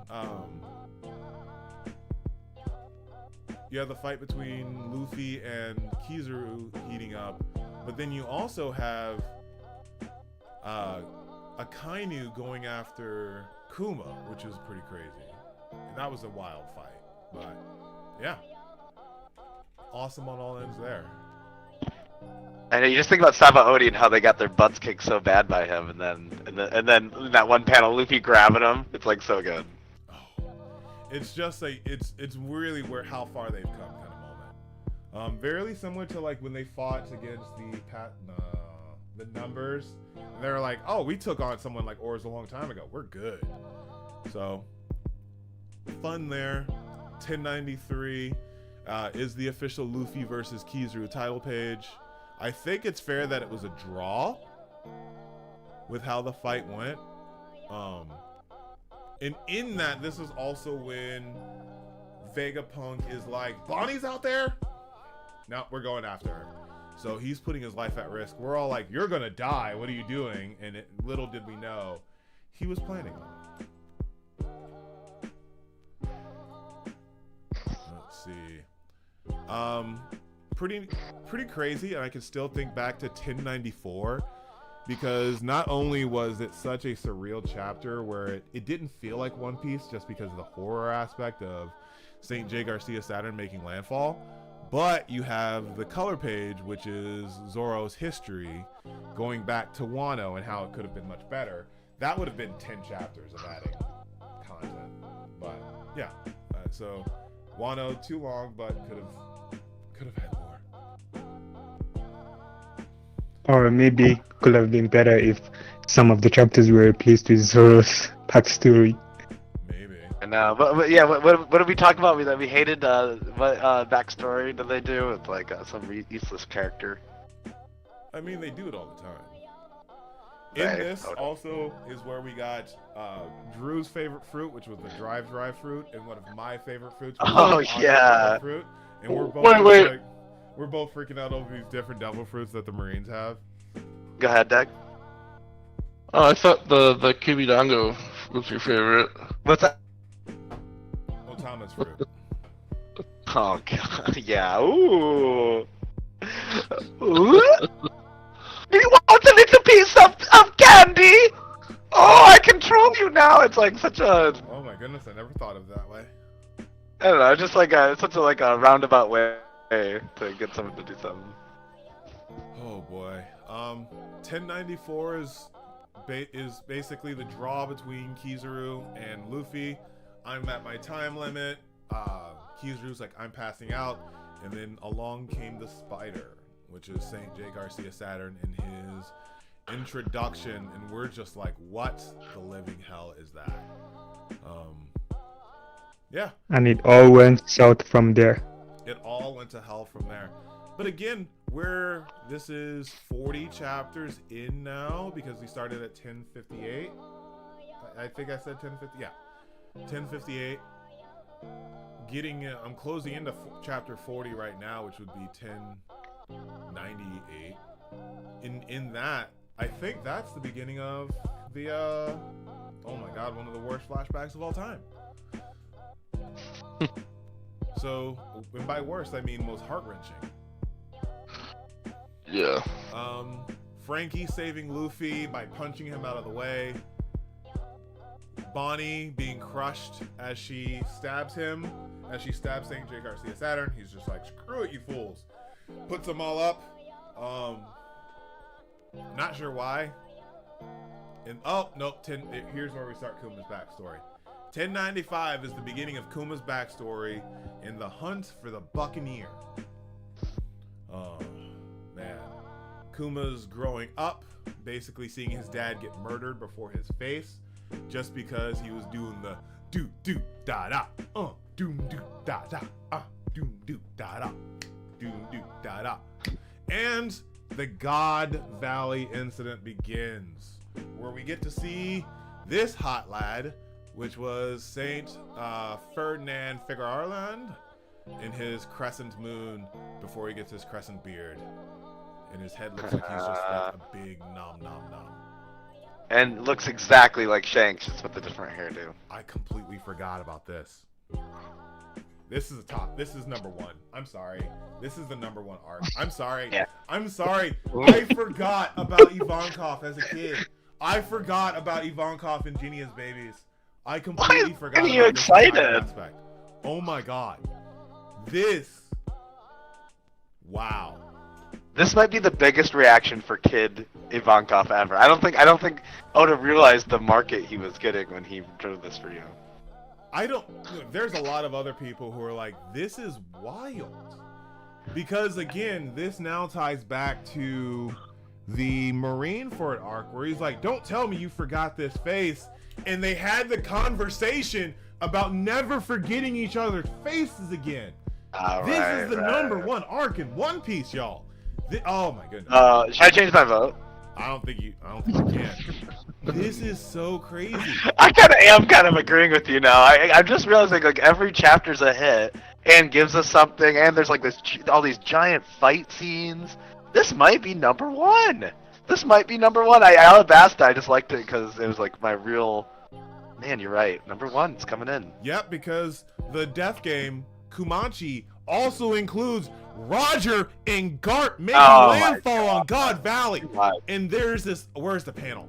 Oh my God, where's the panel? I remember it just as clear as day. It is.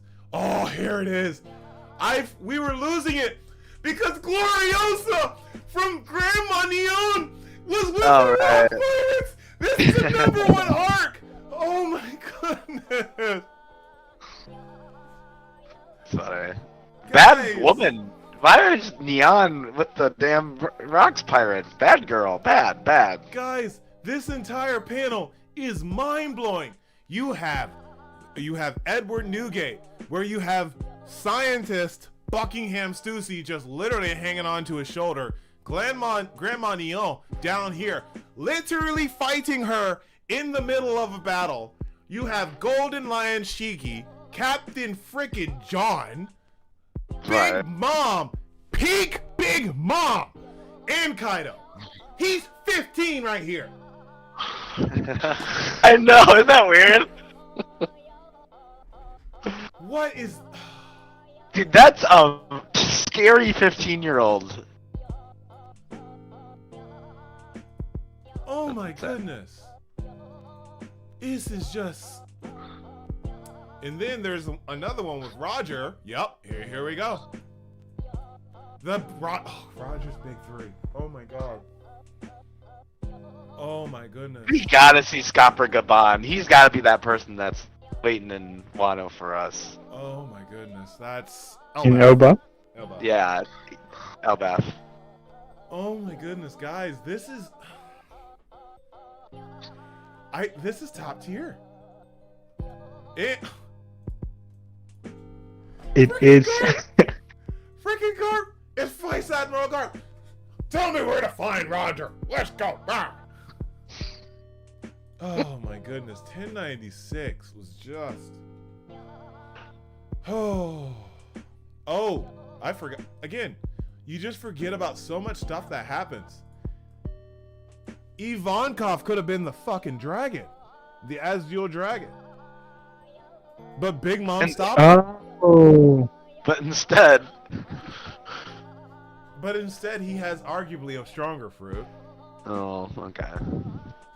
Just But like honestly, these devil fruits, of course it's writing, but they go to personalities more. You know, like the devil fruits seem to have like some kind of like, I don't know, fate tied to them to go to someone who matches their personality, you know. Interesting.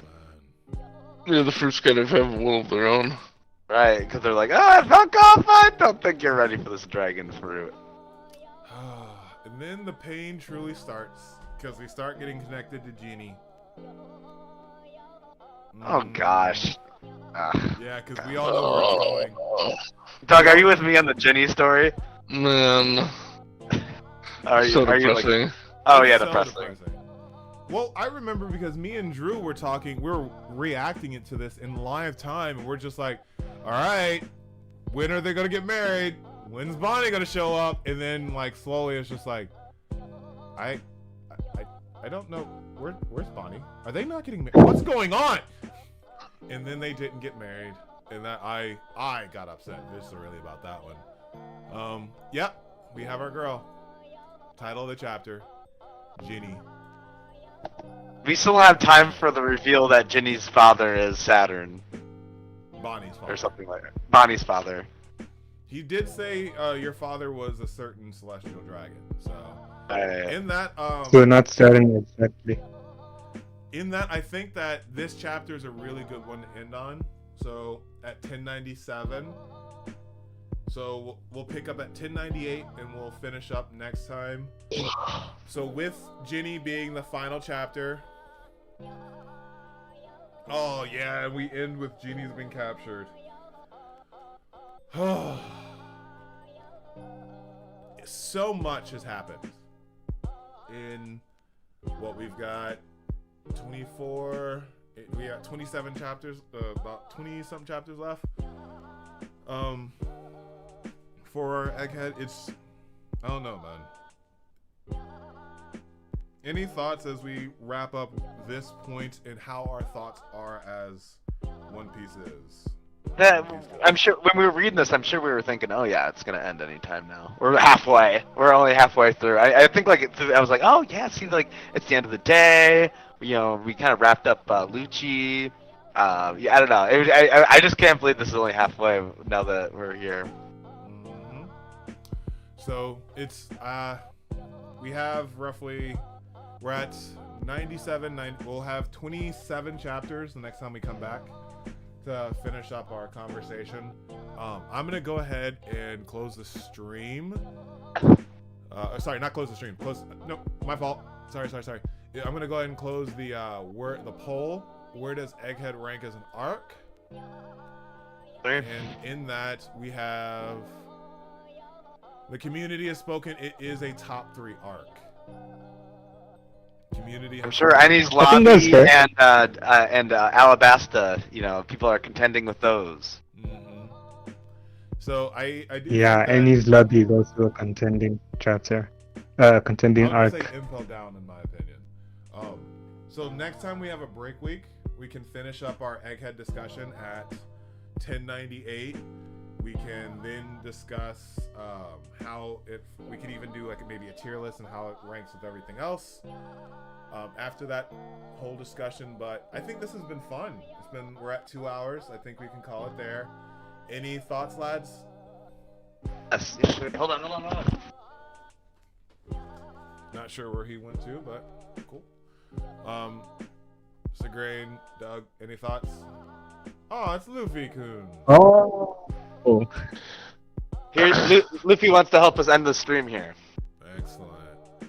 Yeah, Go ahead. yeah. I think I placed this as number 1. Yeah, I'm changing my vote. I had it top 3, but now it's number 1. We haven't. I'm gonna go ahead and say this is my number 1 arc of all time. We haven't even gotten into this flashback yet, and it is what Kuma does from here on out for Ginny and Bonnie is heartbreaking. Like I remember us just having to really deal with what was happening to Ginny, and it was just any YouTuber, any content creator you went to that was covering this chapter was like, this is a very dark time for One Piece right now. Like this is a really dark time for One Piece. So overall, Oh yeah.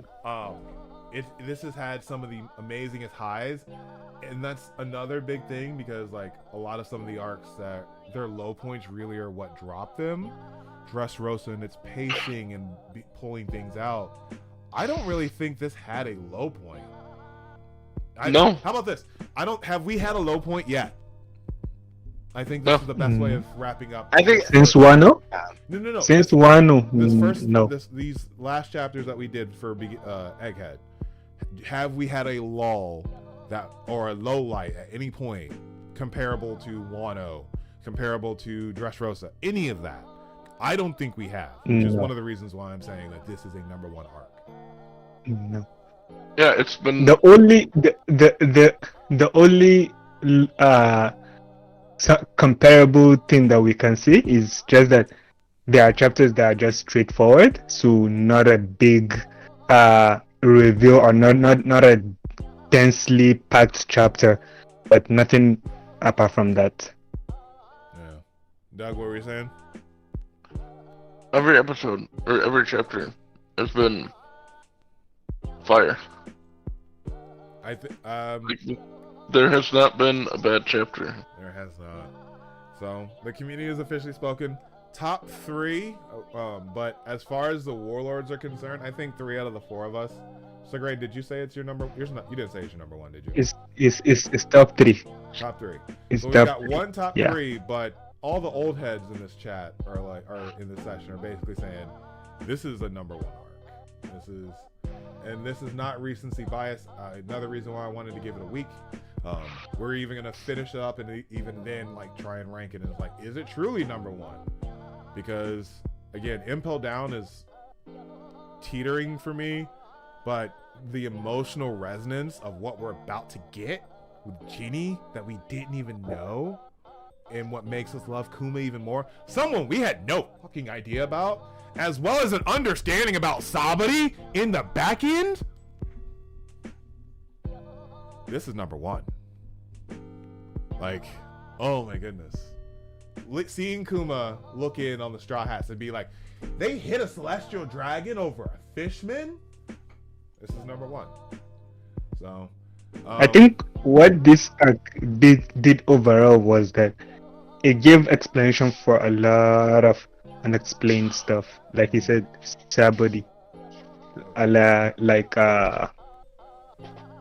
Even with Kuzan and Cody, and a lot of explanations for stuff that we just brushed through when they happened in other acts. Oh yeah. Dragon, Soul, Revolutionary Army. We've got so much that we still haven't even touched on yet. So I think that as of right now, we're gonna go ahead and call it. Thank you all, and for everyone who's joined us in the stream, especially now that Luffy Team's gotten tired of being on the camera. Next week we do have a chapter, so we will be back next week for what's chapter next week is going to be 1125 will be next week, and then we'll once we get another break week, we will probably come back for a finale and maybe tier ranking of Egghead as far as its juxtaposition against everything else, now that we'll have some more time to think about it. But to everyone who's watching this back, go ahead and let us know where Egghead ranks for you, if it's a top 10, top 5, top 3, or if it's your number 1. The community has spoken. It is for the community is top 3, but I think the Warlords have spoken. It's a number 1 arc, which is amazing to say that I can still get 20 years into following this series. So just a testament to how good Oda's been cooking. I think we're good. Anyone that says top 10 is getting booted out of the community. There was one that said top 10. There was one. They're getting booted. That's a troll. That may be. But I'm the DarkBriton of the Runaway Warlords. I thank you all so much for joining us, and I can't wait to see you all next week. And always remember, Nakama, that anime is adulting. Stay reckless, Warlords. Peace. Peace.